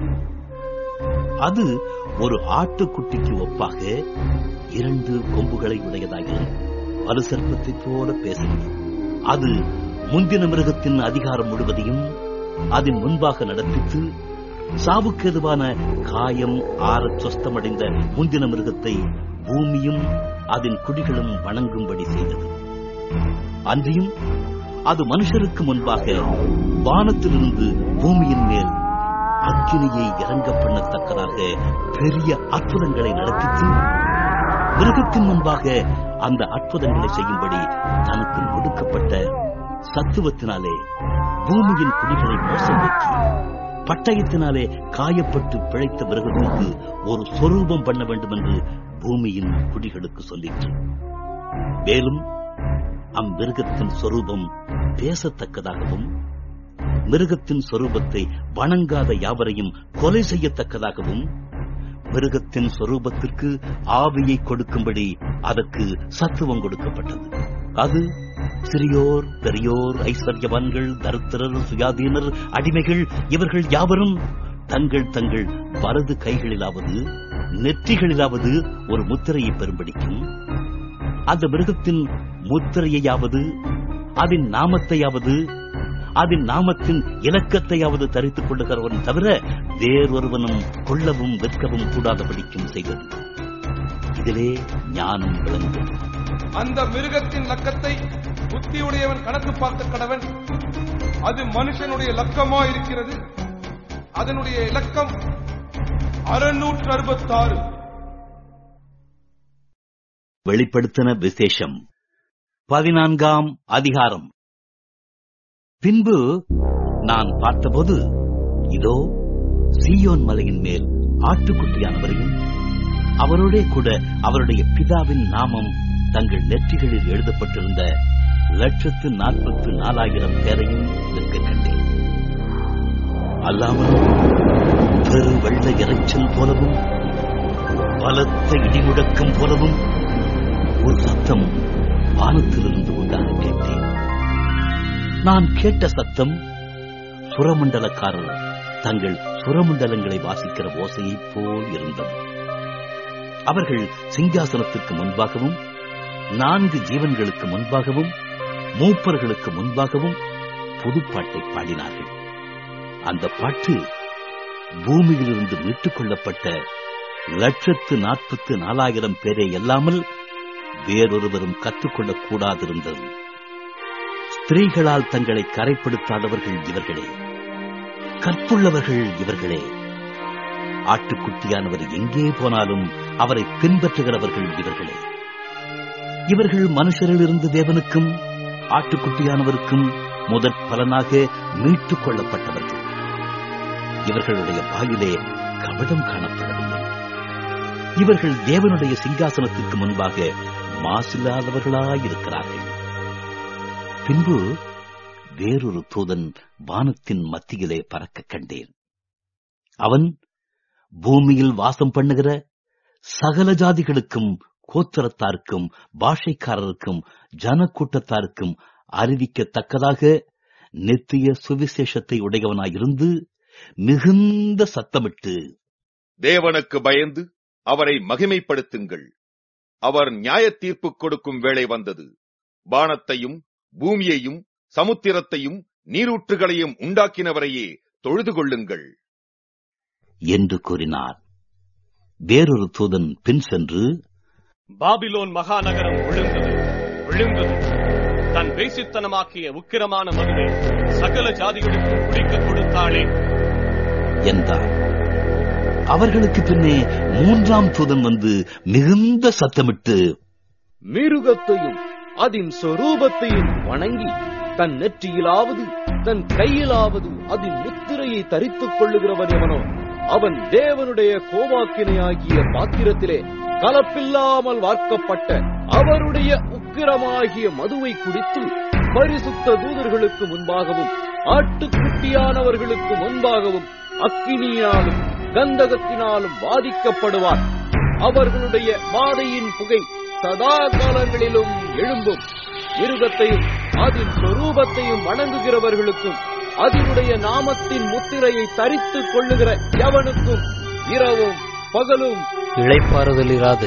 தேவனுடைய கற்பனைகளையும் இயேசுவின் மேலுள்ள விசுவாசத்தையும் காத்துக் கொள்கிறவர்களும் ஆகிய பரிசுத்தவான்களுடைய பொறுமை இதிலே விளங்கும் என்று கூறினான். பின்பு பரலோகத்திலிருந்து ஒரு சத்தம் உண்டாக கேட்டேன். அது, கர்த்தருக்குள் மரிக்கிறவர்கள் இது முதல் பாக்கியவான்கள் என்றெழுது. அவர்கள் தங்கள் பிரயாசங்களை விட்டொழிந்து இளைப்பாறுவார்கள். அவர்களுடைய கிரியைகள் அவர்களோடே கூட போம். ஆவியானவரும் ஆம் என்று திருவிழம் பற்றுகிறார் என்று சொல்லிற்று. பின்பு நான் பார்த்தபோது இதோ வெண்மையான மேகத்தையும் அந்த மேகத்தின் மேல் மனுஷகுமாரனுக்கு ஒப்பானவராய் தமது சிரசின் மேல் பொற்கிரீடத்தையும் தமது கையிலே கருக்குள்ள அறிவாளையும் உடைய ஒருவர் உட்கார்ந்திருக்கிறதையும் கண்டேன். அப்பொழுது வேறொரு தூதன் தேவாலயத்திலிருந்து புறப்பட்டு மேகத்தின் மேல் உட்கார்ந்திருக்கிறவரை நோக்கி, பூமியின் பயிர் முதிர்ந்தது, அறுக்கிறதற்கு காலம் வந்தது, ஆகையால் உம்முடைய அறிவாளை நீட்டி அறுத்துவிடும் என்று மிகுந்த சத்தமிட்டு சொன்னார். அப்பொழுது மேகத்தின் மேல் உட்கார்ந்தவர் தமது அறிவாளை பூமியின் மேல் நீட்டினார். பூமியின் விளைவு அறுப்புண்டது. பின்பு வேறொரு தூதனும் கருக்குள்ள அறிவாளை பிடித்துக் கொண்டு பரலோகத்தில் உள்ள தேவாலயத்திலிருந்து புறப்பட்டு வந்தான். அக்னியின் மேல் அதிகாரம் உள்ள வேறொரு தூதனும் பலிபீடத்திலிருந்து புறப்பட்டு வந்து கருக்குள்ள அறிவாளை பிடித்திருக்கிறவனை நோக்கி, பூமியின் திராட்சப்பழங்கள் பழுத்திருக்கிறது. கருக்குள்ள உமது அறிவாளை நீட்டி அதன் குலைகளை அறுத்துவிடும் என்று மிகுந்த சத்தத்தோடே சொன்னான். அப்பொழுது அந்த தூதன் தன் அறிவாளை பூமியின் மேலே நீட்டி பூமியின் திராட்சப்பழங்களை அறுத்து தேவனுடைய கோபாக்கினை என்னும் பெரிய ஆலையிலே போட்டான். நகரத்திற்கு புறம்பே உள்ள அந்த ஆலையிலே அது விதிக்கப்பட்டது. அந்த ஆலையிலிருந்து 1600 சாதி தூரத்துக்கு ரத்தம் புறப்பட்டு குதிரைகளின் கடிவாளங்கள் மட்டும் பெருகி வந்தது. வெளிப்படுத்தின விசேஷம் 15ஆம் அதிகாரம். பின்பு வானத்திலே பெரிதும் ஆச்சரியமுமான வேறொரு அடையாளமாகிய கடைசியான 7 வாதைகளையுடைய 7 தூதரை கண்டேன். அவைகளால் தேவனுடைய கோபம் முடிகிறது. அன்றியும் அக்னி கலந்த கண்ணாடி கடல் போன்ற ஒரு கடலையும் மிருகத்திற்கும் அதன் சொரூபத்திற்கும் அதன் முத்திரைக்கும் அதன் நாமத்தின் இலக்கத்திற்கும் உள்ளாகாமல் ஜெயங்கொண்டவர்கள் தேவ சுரமண்டலங்களை பிடித்துக் கொண்டு அந்த கண்ணாடி கடல் அருகே நிற்கிறதையும் கண்டேன். அவர்கள் தேவனுடைய ஊழியக்காரனாகிய மோசேயின் பாட்டையும் ஆட்டுக்குட்டியானவருடைய பாட்டையும் பாடி, சர்வ வல்லமையுள்ள தேவனாகிய கர்த்தாவே, தேவரீருடைய கிரியைகள் மகத்துவமும் ஆச்சரியமுமானவைகள். பரிசுத்தவான்களின் ராஜாவே, தேவரீருடைய வழிகள் நீதியும் சத்தியமுமானவைகள். கர்த்தாவே, யார் உமக்கு பயப்படாமலும் உம நாமத்தை மைமைப்படுத்தாமலும் இருக்கலாம். தேவரீர் ஒருவரே பரிசுத்த. எல்லா ஜாதிகளும் வந்து உமக்கு முன்பாக தொழுது கொள்வார்கள். உம்முடைய நீதியான செயல்கள் வெளியரங்கமாயின என்றார்கள். இவைகளுக்கு பின்பு நான் பார்த்தபோது, இதோ பரலோகத்திலே சாட்சியின் கூடாரமாகிய ஆலயம் திறக்கப்பட்டது. அந்த ஆலயத்திலிருந்து 7 வாதைகளையுடைய அவ்வேழு தூதர்களும் சுத்தமும் பிரகாசமுமான மெல்லிய வஸ்திரம் தரித்து மார்பருகே பொற்கச்சைகளை கட்டிக்கொண்டு புறப்பட்டார்கள். அப்பொழுது அந்த 4 ஜீவன்களில் ஒன்று சதா காலங்களிலும் உயிரோடு இருக்கிற தேவனுடைய கோபாக்கினியால் நிறைந்த பொற்கலசங்கள் 7ஐயும் அந்த 7 தூதர்களுக்கும் கொடுத்தது. அப்பொழுது தேவனுடைய மகிமையினாலும் அவருடைய வல்லமையினாலும் உண்டான புகையினாலே தேவாலயம் நிறைந்தது. 7 தூதர்களுடைய 7 வாதைகளும் முடியும் வரைக்கும் ஒருவரும் தேவாலயத்திற்குள் பிரவேசிக்க கூடாதிருந்தது. வெளிப்படுத்தின விசேஷம் 16ஆம் அதிகாரம். அப்பொழுது தேவாலயத்திலிருந்து உண்டான ஒரு பெரும் சத்தம் அந்த 7 தூதருடனே, நீங்கள் போய் தேவனுடைய கோப கலசங்களை பூமியில் மேல் ஓற்றுங்கள் என்று சொல்ல கேட்டேன். முதலாம் தூதன் போய் தன் கலசத்தில் உள்ளதை பூமியின் மேல் ஊற்றினான். உடனே மிருகத்தின் முத்திரையை தரித்தவர்களும் அதன் சொரூபத்தை வணங்குகிறவர்களுமாகிய மனுஷர்களுக்கு பொல்லாத கொடிய புண் உண்டாயிற்று. 2ஆம் தூதன் தன் கலசத்தில் உள்ளதை சமுத்திரத்திலே ஊற்றினான். உடனே அது செத்தவனுடைய ரத்தம் போலாயிற்று. சமுத்திரத்தில் உள்ள பிராணிகள் யாவும் ஆண்டு போயின. 3ஆம் தூதன் தன் கலசத்தில் உள்ளதை ஆறுகளிலும் நீரூற்றுகளிலும் ஊற்றினான். உடனே அவைகள் ரத்தமாயின. அப்பொழுது தண்ணீர்களின் தூதன், இருக்கிறவரும் இருந்தவரும் பரிசுத்தருமாகிய தேவரே, இப்படி நியாயம் தீர்க்க நீதியுள்ளவராய் இருக்கிறீர்கள். அவர்கள் பரிசுத்தவான்களுடைய ரத்தத்தையும் தீர்க்கதரிசிகளுடைய ரத்தத்தையும் சிந்தினபடியினால் ரத்தத்தையே அவர்களுக்கு குடிக்க கொடுத்தீர். அதற்கு பாத்திரராய் இருக்கிறார்கள் என்று சொல்ல கேட்டேன். பலிபீடத்திலிருந்து வேறொருவன், சர்வ வல்லமையுள்ள தேவனாகிய கர்த்தாவே, உம்முடைய நியாய தீர்ப்புகள் சத்தியமும் நீதியுமானவைகள் என்று சொல்ல கேட்டேன். 4ஆம் தூதன் தன் கலசத்தில் உள்ளதை சூரியன் மேல் ஊற்றினான். தீயினால் மனுஷரை தகிக்கும்படி அதற்கு அதிகாரம் கொடுக்கப்பட்டது. அப்பொழுது மனுஷர்கள் மிகுந்த உஷ்ணத்தினாலே தகிக்கப்பட்டு இந்த பாதைகளை செய்ய அதிகாரமுள்ள தேவனுடைய நாமத்தை தூஷித்தார்களே அல்லாமல் அவரை மகிமைப்படுத்த மனம் திரும்பவில்லை. 5ஆம் தூதன் தன் கலசத்தில் உள்ளதை மிருகத்தினுடைய சிங்காசனத்தின் மேல் ஊற்றினார். அப்பொழுது அதன் ராஜ்யம் இருளடைந்தது. அவர்கள் வருத்தத்தினாலே தங்கள் நாவுகளை கடித்துக் கொண்டு தங்கள் வருத்தங்களாலும் தங்கள் புண்களாலும் பரலோகத்தின் தேவனை தூஷித்தார்களே அல்லாமல் தங்கள் கிரியைகளை விட்டு மனம் திரும்பவில்லை. 6ஆம் தூதன் தன் கலசத்தில் உள்ளதை ஐப்ராத் என்னும் பெரிய நதியின் மேல் ஊற்றினான். அப்பொழுது சூரியன் உதிக்கும் திசையிலிருந்து வரும் ராஜாக்களுக்கு வழி ஆயத்தமாகும்படி அந்த நதியின் தண்ணீர் வற்றி போயிற்று. அப்பொழுது வலு சர்ப்பத்தின் வாயிலும் மிருகத்தின் வாயிலும் கள்ள தீர்க்கதரிசியின் வாயிலும் இருந்து சவளைகளுக்கு ஒப்பான 3 அசுத்த ஆவிகள் புறப்பட்டு வர கண்டேன். அவைகள் அற்புதங்களை செய்கிற பிசாசுகளின் ஆவிகள். அவைகள் பூலோகமெங்கும் உள்ள ராஜாக்களை சர்வ வல்லமையுள்ள தேவனுடைய மகா நாளில் நடக்கும் யுத்தத்திற்கு கூட்டிச் சேர்க்கும்படிக்கு புறப்பட்டு போகிறது. இதோ திருடனைப் போல் வருகிறேன். தன் மானம் காணப்படத்தக்கதாக நிர்வாணமாய் நடவாதபடிக்கு விழித்துக் கொண்டு தன் வஸ்திரங்களை காத்துக் கொள்கிறவன் பாக்கியவான்.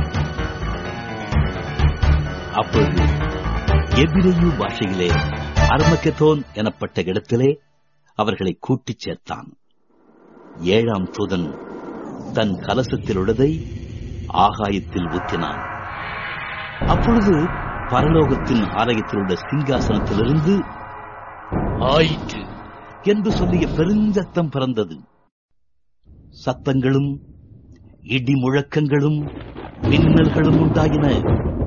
பூமி மிகவும் அதிர்ந்தது. பூமியின் மேல் மனுஷர்கள் உண்டான நாள் முதற்கொண்டு அப்படிப்பட்ட பெரிய அதிர்ச்சி உண்டாகினதில்லை. அப்பொழுது மகாநகரம் 3 பங்காக பிரிக்கப்பட்டது. புறஜாதிகளுடைய பட்டணங்கள் விழுந்தன. மகா பாபிலோனுக்கு தேவனுடைய உக்கிரமான கோபாக்கினையாகிய மதுவுள்ள பாத்திரத்தை கொடுக்கும்படி அது அவருக்கு முன்பாக நினைப்பூட்டப்பட்டது. தீவுகள் யாவும் அகன்று போயின. பர்வதங்கள் காணப்படாமல் போயின.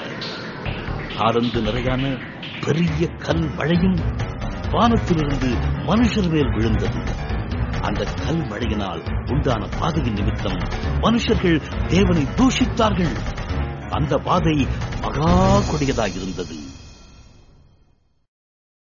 வெளிப்படுத்தின விசேஷம் 17ஆம் அதிகாரம். 7 கலசங்களையுடைய அந்த 7 தூதர்கள் ஒருவன் வந்து என்னோட பேசி, நீ வா, திரளான தண்ணீர்கள் மேல் உட்கார்ந்திருக்கிற மகா வேசியோடே பூமியின் ராஜாக்கள் வேசித்தனம் பண்ணினார்களே, அவளுடைய வேசித்தனமாகிய மதுவால் பூமியின் குடிகளும் வெறி கொண்டிருந்தார்களே, அவளுக்கு வருகிற ஆக்கினையை உனக்கு காண்பிப்பேன் என்று சொல்லி ஆவிக்குள் என்னை வனாந்தரத்திற்கு கொண்டு போனான். அப்பொழுது 7 தலைகளையும் 10 கொம்புகளையும் உடையதும் தூஷணமான நாமங்களால் நிறைந்ததுமான சிவப்பு நிறமுள்ள மிருகத்தின் மேல் ஒரு ஸ்திரீ ஏறி இருக்க கண்டேன். அந்த ஸ்திரீ ரத்தாம்பரமும் சிவப்பான ஆடையும் தரித்து பொன்னினாலும் ரத்தினங்களினாலும் முத்துக்களினாலும் சிங்காரிக்கப்பட்டு தன் தேசித்தனமாகிய அருவருப்புகளாலும் அசுத்தத்தாலும் நிறைந்த பொற்பாத்திரத்தை தன் கையிலே பிடித்திருந்தாள். மேலும் ரகசியம், மகா பாபிலோன் வேசிகளுக்கும் பூமியில் உள்ள அருவருப்புகளுக்கும் தாய் என்னும் நாமம் அவள் நெற்றியில் எழுதியிருந்தது. அந்த ஸ்திரீ பரிசுத்தவான்களின் ரத்தத்தினாலும் இயேசுவனுடைய சாட்சிகளின் ரத்தத்தினாலும் வெறி கொண்டிருக்கிறதை கண்டேன். அவளைக் கண்டு நான் மிகவும் ஆச்சரியப்பட்டேன். அப்பொழுது தூதனானவன் என்னை நோக்கி, ஏன் ஆச்சரியப்படுகிறாய்? இந்த ஸ்திரீயினுடைய ரகசியத்தையும் 7 தலைகளையும் 10 கொம்புகளையும் உடையவதால் இவளை சுமக்கிற மிருகத்தினுடைய ரகசியத்தையும் உனக்கு சொல்கிறேன். நீ கண்ட மிருகம் முன்னே இருந்தது, இப்பொழுது இல்லை. அது பாதாளத்திலிருந்து ஏறி வந்து நாசமடைய போகிறது. உலக தோற்றம் முதல் ஜீவ புஸ்தகத்தில் பேரெழுதப்பட்டிராத பூமியின் குடிகள் இருந்ததும் இராமற் போனதும் இனி இருப்பதுமாயிருக்கிற மிருகத்தை பார்த்து ஆச்சரியப்படுவார்கள்.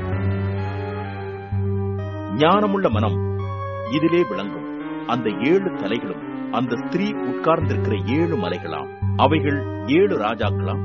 இவர்களில் 5 பேர் விழுந்தார்கள். ஒருவன் இருக்கிறான், மற்றவன் இன்னும் வரவில்லை. வரும்போது அவன் கொஞ்ச காலம் தரித்திருக்க வேண்டும். இருந்ததும் இராததும் ஆகிய மிருகமே 8வதானவனும் அவ்வேளிலிருந்து தோன்றுகிறவனும் நாசமடைய போகிறவனுமாயிருக்கிறான். நீ கண்ட 10 கொம்புகளும் 10 ராஜாக்களாம். இவர்கள் இன்னும் ராஜ்யம் பெறவில்லை. இவர்கள் மிருகத்துடனே கூட 1 மணி நேரமளவும் ராஜாக்கள் போல அதிகாரம் பெற்றுக் கொள்கிறார்கள். இவர்கள் ஒரே யோசனை உள்ளவர்கள். இவர்கள் தங்கள் வல்லமையையும் அதிகாரத்தையும் மிருகத்திற்கு கொடுப்பார்கள். இவர்கள் ஆட்டுக்குட்டியானவருடனே யுத்தம் பண்ணுவார்கள். ஆட்டுக்குட்டியானவர் கர்த்தாதி கர்த்தரும் ராஜாதி ராஜாவுமாய் இருக்கிறபடியால் அவர்களை ஜெயிப்பார். அவரோடே கூட இருக்கிறவர்கள் அழைக்கப்பட்டவர்களும் தெரிந்து கொள்ளப்பட்டவர்களும் உண்மை உள்ளவர்களுமாய் இருக்கிறார்கள் என்றான். பின்னும் அவன் என்னை நோக்கி, அந்த வேசி உட்கார்ந்திருக்கிற தண்ணீர்களை கண்டாயே, அவைகள் ஜனங்களும் கூட்டங்களும் ஜாதிகளும் பாஷைக்காரருமா. நீ மிருகத்தின் மேல் கண்ட 10 கொம்புகளானவர்கள் அந்த வேசியை பகைத்து அவளை பாழும் நிர்வாணமுமாக்கி அவளுடைய மாம்சத்தை பட்சித்து அவளை நெருப்பினால் சுட்டரித்து போடுவார்கள். தேவன் தம்முடைய வார்த்தைகள் நிறைவேறும் அளவும் அவர்கள் தமது யோசனையை நிறைவேற்றுகிறதற்கும் ஒரே யோசனை உள்ளவர்களாயிருந்து தங்கள் ராஜ்யத்தை மிருகத்திற்கு கொடுக்கிறதற்கும் அவர்களுடைய இருதயங்களை ஏவினார். நீ கண்ட ஸ்திரீயானவள் பூமியின் ராஜாக்கள் மேல் ராஜ்யபாரம் பண்ணுகிற மகா நகரமேயாம் என்றான். வெளிப்படுத்தின விசேஷம் 18ஆம் அதிகாரம். இவைகளுக்கு பின்பு வேறொரு தூதன் மிகுந்த அதிகாரமுடையவனாய் வானத்திலிருந்து இறங்கி வரக் கண்டேன். அவனுடைய மகிமையினால் பூமி பிரகாசமாயிற்று. அவன் பலத்த சத்தமிட்டு, மகா பாபிலோன் விழுந்தது, விழுந்தது! அது பேய்களுடைய குடியிருப்பும் சகலவித அசுத்த ஆவிகளுடைய காவல் வீடும் அசுத்தமும் அருவருப்பும் உள்ள சகலவித பறவைகளுடைய கூடுமாயிற்று. அவளுடைய வேசித்தனத்தின் உக்கிரமான மதுவை எல்லா ஜாதிகளும் குடித்தார்கள். பூமியின் ராஜாக்கள் அவளுடைய வேசித்தனம் பண்ணினார்கள். பூமியின் வர்த்தகர் அவருடைய செல்வச் செருக்கின் மிகுதியினால் ஐஸ்வர்யவான்களானார்கள் என்று விளம்பினான். பின்பு வேறொரு சத்தம் வானத்திலிருந்து உண்டாக கேட்டேன். அது, என் ஜனங்களே, நீங்கள் அவளுடைய பாவங்களுக்கு உடன்படாமலும் அவளுக்கு நேரிடும் வாதைகளில் அகப்படாமலும் இருக்கும்படிக்கு அவளை விட்டு வெளியே வாருங்கள். அவளுடைய பாவம் வானபரியந்தம் எட்டினது. அவளுடைய அநியாயங்களை தேவன் நினைவு கூர்ந்தார். அவள் உங்களுக்கு பலனளித்தது போல நீங்களும் அவளுக்கு பலனளியுங்கள். அவளுடைய கிரியைகளுக்கு தக்கதாக அவளுக்கு இரட்டிப்பாக கொடுத்து தீருங்கள். அவள் உங்களுக்கு கலந்து கொடுத்த பாத்திரத்திலே இரட்டிப்பாக அவளுக்கு கலந்து கொடுங்கள். அவள் தன்னை மகிமைப்படுத்தி செல்வத்திற்காய் வாழ்ந்தது எவ்வளவோ அவ்வளவாய் வாதையையும் துக்கத்தையும் அவளுக்கு கொடுங்கள். நான் ராஜஸ்திரியாய் வீட்டிருக்கிறேன். நான் கைம்பெண் அல்ல. நான் துக்கத்தை காண்பதில்லை என்று அவள் தன் இருதயத்திலே எண்ணினாள். ஆகையால் அவளுக்கு வரும் வாதைகளாகிய சாவும் துக்கமும் பஞ்சமும் ஒரே நாளிலே வரும். அவள் அக்னியினாலே சுட்டெரிக்கப்படுவாள். அவளுக்கு நியாய தீர்ப்பு கொடுக்கும் தேவனாகிய கர்த்தர் வல்லமை உள்ளவர். அவளுடனே வேசித்தனம் செய்து செல்வத்திற்காய் வாழ்ந்த பூமியின் ராஜாக்களும் அவள் வேகிறதினால் உண்டான புகையை காணும்போது அவளுக்காக அழுது புலம்பி அவளுக்கு உண்டான வாதையினால் பயந்து தூரத்திலே நின்று, ஐயோ, பாபிலோன் மகா நகரமே, பலமான பட்டணமே, ஒரே நாளிகையில் உனக்கு ஆக்கினை வந்ததே என்பார்கள். பூமியின் வர்த்தகர்களும் தங்கள் தங்கள் சரக்குகளாக்கிய பொன்னையும் வெள்ளியையும் ரத்தினங்களையும் முத்துக்களையும் சல்லாவையும் இரத்தாம்பரத்தையும் பட்டாடைகளையும் சிவப்பாடைகளையும் சகலவித வாசனை கட்டைகளையும் தந்தத்தினால் செய்திருக்கிற சகலவித வஸ்துக்களையும் விலையுயர்ந்த மரத்தினாலும் வெண்கலத்தினாலும் இரும்பினாலும் வெள்ளை கல்லினாலும் செய்திருக்கிற சகலவித வஸ்துக்களையும் லவங்கப்பட்டையையும் தூப வர்க்கங்களையும் தைலங்களையும் சாம்பிராணியையும் திராட்சரசத்தையும் எண்ணெயையும் மெல்லிய மாவையும் கோதுமையையும் மாடுகளையும் ஆடுகளையும் குதிரைகளையும் ரதங்களையும் அடிமைகளையும் மனுஷருடைய ஆத்துமாக்களையும் இனி கொல்வாரில்லாதபடியால் அவர்களுக்காக அழுது புலம்புவார்கள். உன் ஆத்துமா இச்சித்த பழவர்க்கங்கள் உன்னை விட்டு நீங்கி போயின. கொழுமையானவைகளையும் சம்பிரமானவைகளையும் உன்னை விட்டு நீங்கி போயின. நீ அவைகளை இனி காண்பதில்லை. இப்படிப்பட்டவைகளை கொண்டு வர்த்தகம் பண்ணி அவளால் ஐஸ்வர்யவான்களானவர்கள் அவளுக்கு உண்டான வாதையினால் பயந்து தூரத்திலே நின்று, ஐயோ, சல்லாவும் இரத்தாம்பரமும் சிவப்பாடையும் தரித்து பொன்னினாலும் ரத்தினத்தினாலும் முத்துக்களினாலும் சிங்காரிக்கப்பட்டிருந்த மகா நகரமே, ஒரு நாளிகையிலே இவ்வளவு ஐஸ்வர்யமும் அழிந்து போயிற்றே என்று சொல்லி அழுது துக்கிப்பார்கள். மாலுமிகள் யாவரும், கப்பல்களில் யாத்திரை பண்ணுகிறவர்கள் யாவரும், கப்பலாட்களும், சமுத்திரத்திலே தொழில் செய்கிற யாவரும் தூரத்திலே நின்று அவள் வேகிறதுனால் உண்டான புகையை பார்த்து, இந்த மகா நகரத்திற்கொப்பான நகரம் உண்டோ என்று சத்தமிட்டு தங்கள் தலைகள் மேல் புழுதியை போட்டுக்கொண்டு, ஐயையோ, மகா நகரமே, சமுத்திரத்திலே கப்பல்களை உடைய அனைவரும் இவனுடைய உச்சிதமான சம்பூர்ணத்தினால் ஐஸ்வர்யவான்களானார்களே, ஒரு நாழிகையிலே இவள் பாழாய் போனாலே என்று அழுது துக்கித்து ஓலமிடுவார்கள். பரலோகமே, பரிசுத்தவான்களாகிய அப்போஸ்தலர்களே, தீர்க்கதரிசிகளே, அவரை குறித்து களி கூறுங்கள். உங்கள் நிமித்தம் தேவன் அவரை நியாய தீர்த்தாரே என்று தூதன் சொன்னான்.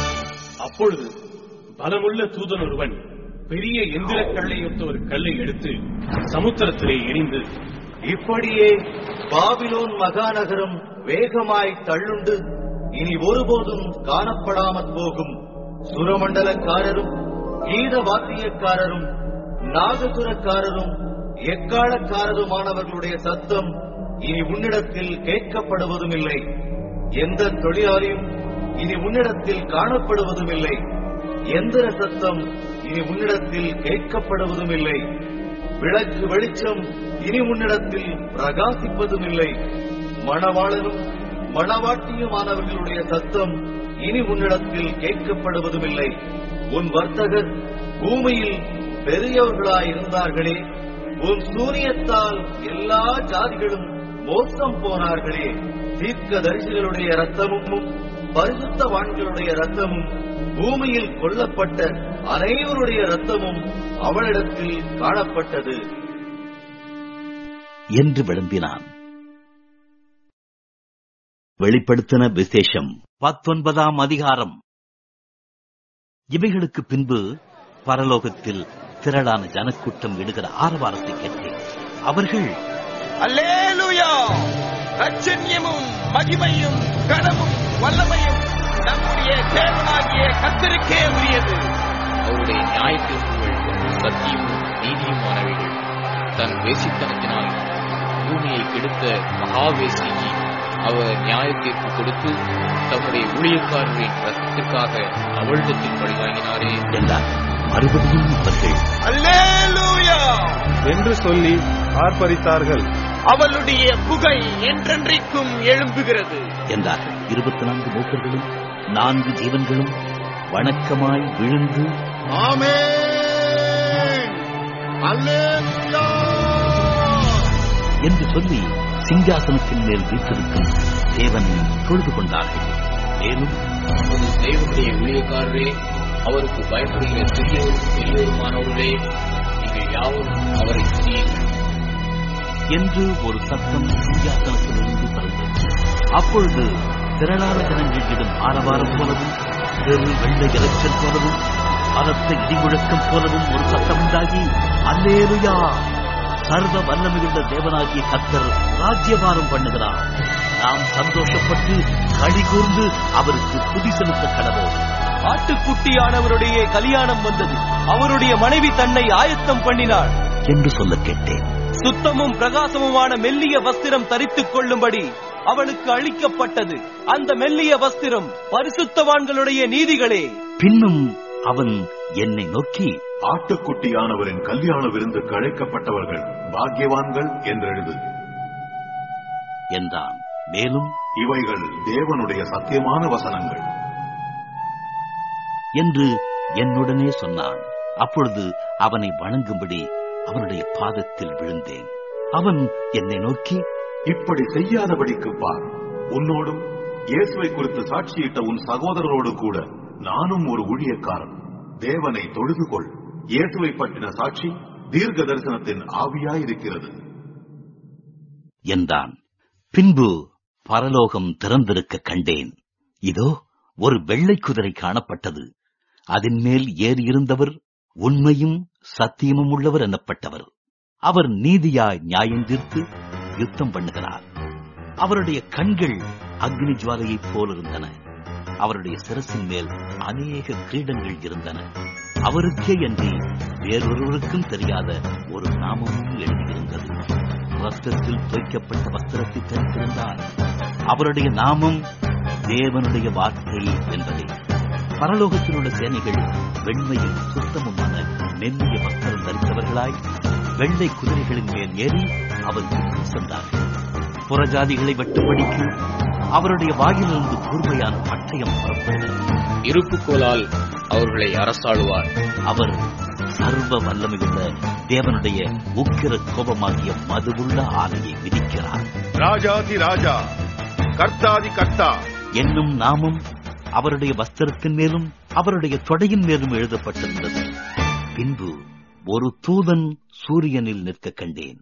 அவன் வானத்தின் மத்தியில் பறக்கிற சகல பறவைகளையும் பார்த்து, நீங்கள் ராஜாக்களின் மாம்சத்தையும் சேனை தலைவர்களின் மாம்சத்தையும் பலவான்களின் மாம்சத்தையும் குதிரைகளின் மாம்சத்தையும் அவைகளின் மேல் ஏறி இருக்கிறவர்களின் மாம்சத்தையும் சுயாதீனர், அடிமைகள், சிறியோர், பெரியோர் இவர்கள் எல்லாருடைய மாம்சத்தையும் பட்சிக்கும்படிக்கு மகா தேவன் கொடுக்கும் விருந்துக்கு கூடி வாருங்கள் என்று மிகுந்த சத்தத்தோடே கூப்பிட்டான்.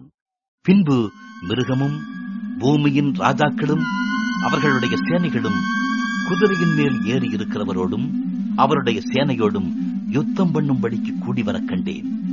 அப்பொழுது மிருகம் பிடிக்கப்பட்டது.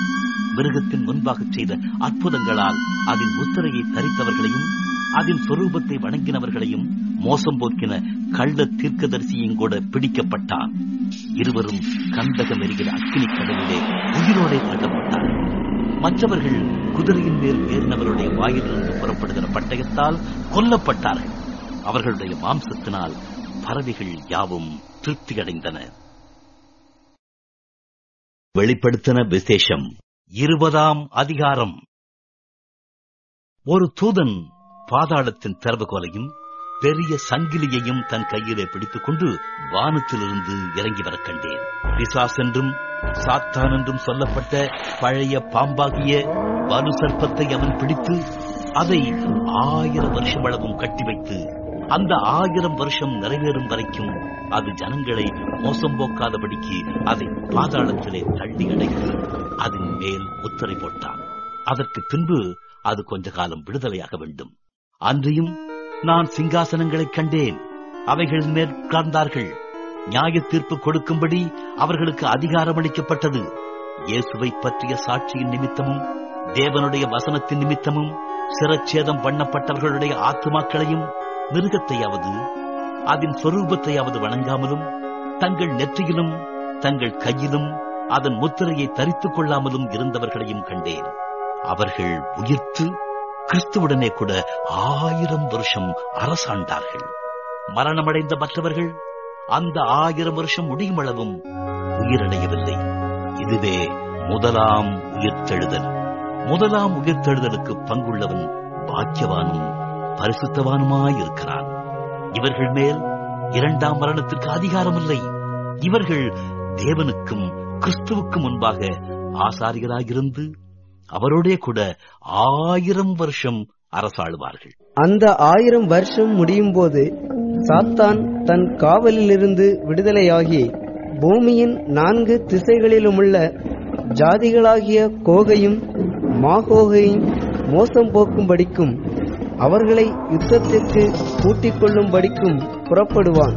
அவர்களுடைய தொகை கடற்கரை மணலத்தனையாயிருக்கும். அவர்கள் பூமி எங்கும் பரம்பி பரிசுத்தவான்களுடைய பாளையத்தையும் பிரியமான நகரத்தையும் வளைத்துக் கொண்டார்கள். அப்பொழுது தேவனால் வானத்திலிருந்து அக்கினி இறங்கி அவர்களை பட்சித்து போட்டது.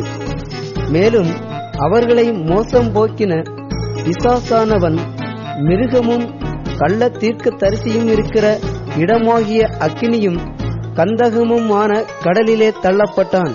அவர்கள் இரவும் பகலும் சதா காலங்களிலும் வாதிக்கப்படுவார்கள். பின்பு நான் பெரிய வெள்ளை சிங்காசனத்தையும் அதின்மேல் வீற்றிருக்கிறவரையும் கண்டேன். அவருடைய சமூகத்திலிருந்து பூமியும் வானமும் அகன்று போயின. அவைகளுக்கு இடம் காணப்படவில்லை.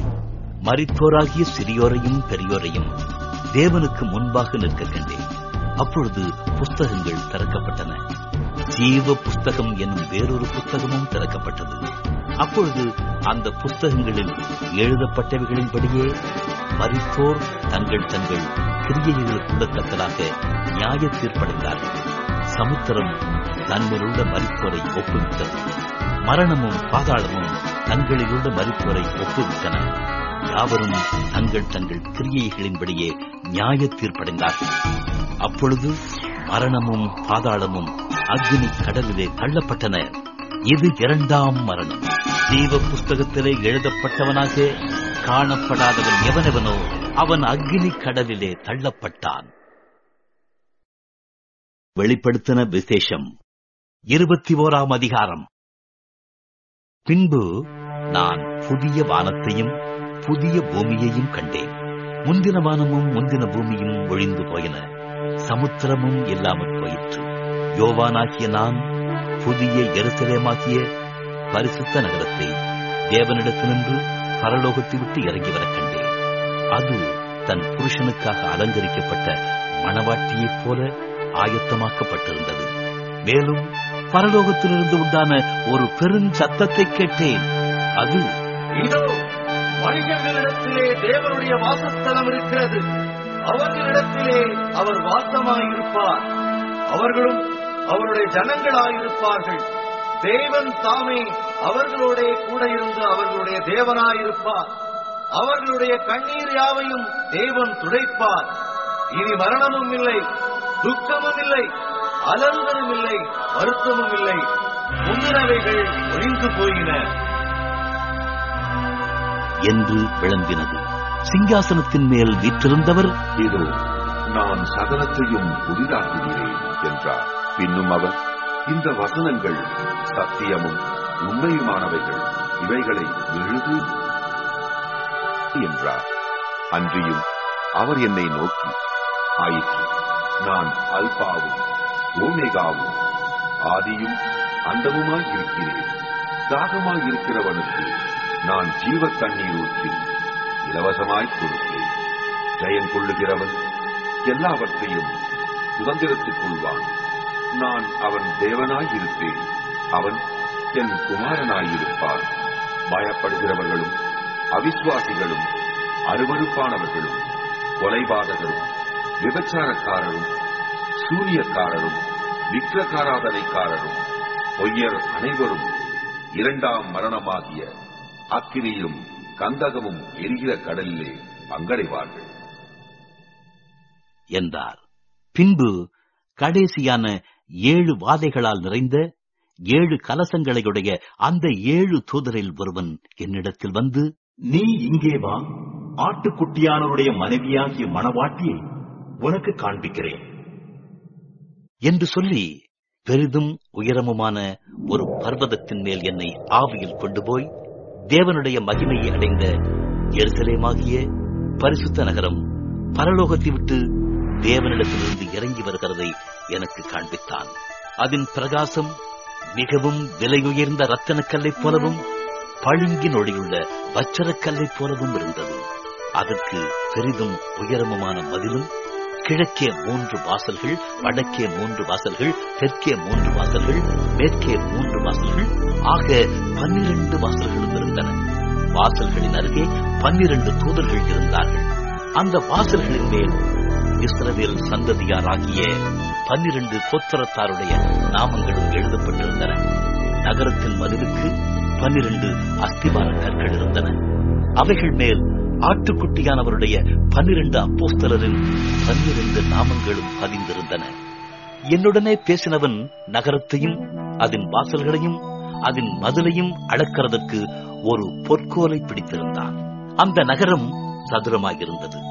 அதன் அகலமும் நீளமும் சமமாயிருந்தது. அவன் அந்த கோலினால் நகரத்தை அளந்தான்.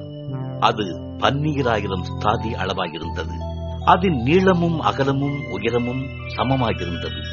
அவன் அதன் மதிலை அளந்தபோது அது தூதனுடைய அளவாகிய மனுஷ அளவின்படியே 144 முழமாயிருந்தது. அதன் மதில் வச்சிரக்கல்லால் கட்டப்பட்டிருந்தது. நகரம் தெளிந்த பளிங்குக்கு ஒப்பான சுத்த பொன்னாயிருந்தது. நகரத்து மதில்களின் அஸ்திபாரங்கள் சகலவித ரத்தனங்களினாலும் அலங்கரிக்கப்பட்டிருந்தன. முதலாம் அஸ்திபாரம் வச்சிரக்கல், 2வது இந்திரநீலம், 3வது சந்திரகாந்தம், 4வது மரகதம், 5வது கோமியதகம், 6வது பதுமராகம், 7வது ஸ்வர்ணரத்தினம், 8வது படிகப்பச்சை, 9வது புஷ்பராகம், 10வது வைடூரியம், 11வது சுனீரம், 12வது சுகந்தி. இவைகளை 12 வாசல்களும் 12 முத்துக்களாயிருந்தன. ஒவ்வொரு வாசலும் ஒவ்வொரு முத்தாயிருந்தது. நகரத்தின் வீதி தெளிவுள்ள பளிங்கு போல சுத்த பொன்னாயிருந்தது. அதிலே தேவாலயத்தை நான் காணவில்லை. சர்வ வல்லமையுள்ள தேவனாகிய கர்த்தரும் ஆட்டுக்குட்டியானவருமே அதற்கு ஆலயம். நகரத்துக்கு வெளிச்சம் கொடுக்க சூரியனும் சந்திரனும் அதற்கு வேண்டுவதில்லை. தேவனுடைய மகிமையே அதை பிரகாசிப்பித்தது. ஆட்டுக்குட்டியானவரே அதற்கு விளக்கு. ரட்சிக்கப்படுகிற ஜனங்கள் அதன் வெளிச்சத்திலே நடப்பார்கள். பூமியின் ராஜாக்கள் தங்கள் மகிமையையும் கனத்தையும் அதற்குள்ளே கொண்டு வருவார்கள். அங்கே ராக்காலமில்லாதபடியால் அதன் வாசல்கள் பகலில் அடைக்கப்படுவதே இல்லை. உலகத்தாருடைய மகிமையையும் கனத்தையும் அதற்குள்ளே கொண்டு வருவார்கள். தீட்டுள்ளதும் அருவருப்பையும் பொய்யையும் நடப்பிக்கிறதுமாகிய ஒன்றும் அதில் பிரவேசிப்பதில்லை. ஆட்டுக்குட்டியானவரின் ஜீவ புஸ்தகத்தில் எழுதப்பட்டவர்கள் மாத்திரம் அதில் பிரவேசிப்பார்கள். வெளிப்படுத்தின விசேஷம் 22ஆம் அதிகாரம். பின்பு பளிங்கைப் போல தெளிவான ஜீவ தண்ணீர் உள்ள சுத்தமான நதி தேவனும் ஆட்டுக்குட்டியானவரும் இருக்கிற சிங்காசனத்திலிருந்து புறப்பட்டு வருகிறதை எனக்கு காண்பித்தார். நகரத்து வீதியின் மத்தியிலும் நதியின் 2 கரையிலும் 12 விதமான கனிகளை தரும் ஜீவ விருட்சம் இருந்தது. அது மாதந்தோறும் தன் கனியை கொடுக்கும். அந்த விருட்சத்தின் இலைகள் ஜனங்கள் ஆரோக்கியமடைகிறதற்கு ஏதுவானவைகள். இனி ஒரு சாபமும் இராது. தேவனும் ஆட்டுக்குட்டியானவரும் இருக்கிற சிங்காசனம் அதில் இருக்கும். அவருடைய ஊழியக்காரர் அவரை சேவித்து அவருடைய சமூகத்தை தரிசிப்பார்கள். அவருடைய நாமம் அவர்களுடைய நெற்றிகளில் இருக்கும். அங்கே இராக்காலம் இராது.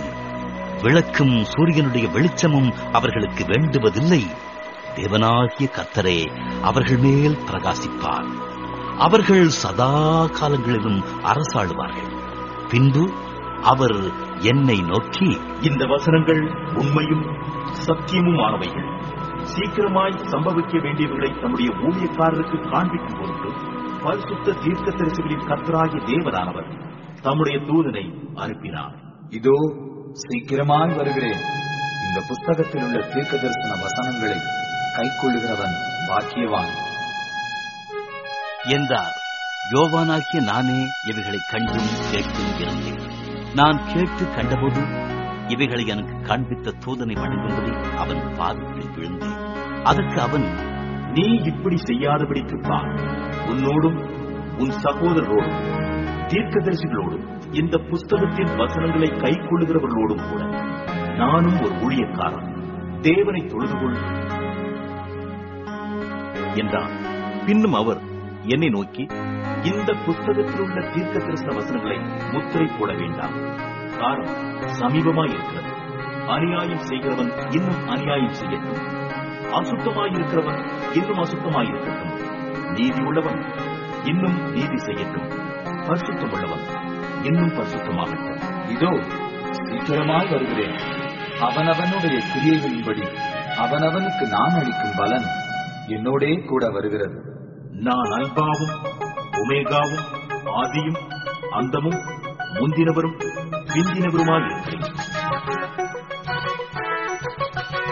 ஜீவ விருட்சத்தின் மேல் அதிகாரம் உள்ளவர்கள் ஆவதற்கு, வாசல்கள் வழியாய் நகரத்திற்குள் பிரவேசிப்பதற்கு அவருடைய கற்பனைகளின்படி செய்கிறவர்கள் வாக்கியவான்கள். நாய்களும் சூனியக்காரரும் விபச்சாரக்காரரும் கொலைபாதகரும் விக்கிரக ஆராதனைக்காரரும் பொய்யை விரும்பி அதன்படி செய்கிற யாவரும் புறம்பே இருப்பார்கள். சபைகளில் இவைகளை உங்களுக்கு சாட்சியாக அறிவிக்கும்படிக்கு இயேசுவாகிய நான் தூதனை அனுப்பினேன்.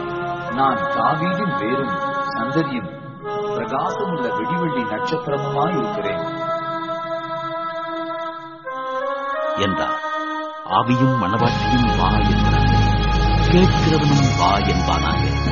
தாகமாயிருக்கிறவன் வரக்கிடம், விருப்பம் உள்ளவன் ஜீவ தண்ணீரை இலவசமாய் வாங்கிக் கொள்கிறான். இந்த புத்தகத்திலுள்ள தீர்க்கதரிசன வசனங்களை கேட்கிற யாவருக்கும் நான் சாட்சியாக எச்சரிக்கிறதாவது, ஒருவன் இவைகளோட எதையாகிலும் கூட்டினால் இந்த புஸ்தகத்தில் எழுதியிருக்கிற பாதைகளை தேவன் அவன் மேல் கூட்டுவார். ஒருவன் இந்த தீர்க்க தரிசன புஸ்தகத்தின் வசனங்களிலிருந்து எதையாகிலும் எடுத்து போட்டால் ஜீவ புஸ்தகத்திலிருந்தும் பரிசுத்த நகரத்திலிருந்தும் இந்த புஸ்தகத்தில் எழுதப்பட்டவைகளிலிருந்தும் அவனுடைய பங்கை தேவன் எடுத்து போடுவார். இவைகளை சாட்சியாக அறிவிக்கிறவர் மெய்யாகவே நான் சீக்கிரமாய் வருகிறேன் என்கிறார். ஆமென். கர்த்தராகிய இயேசுவே வாரும். நம்முடைய கர்த்தராகிய இயேசு கிறிஸ்துவின் கிருபை உங்கள் அனைவரோடும் கூட இருப்பதாக. ஆமென்.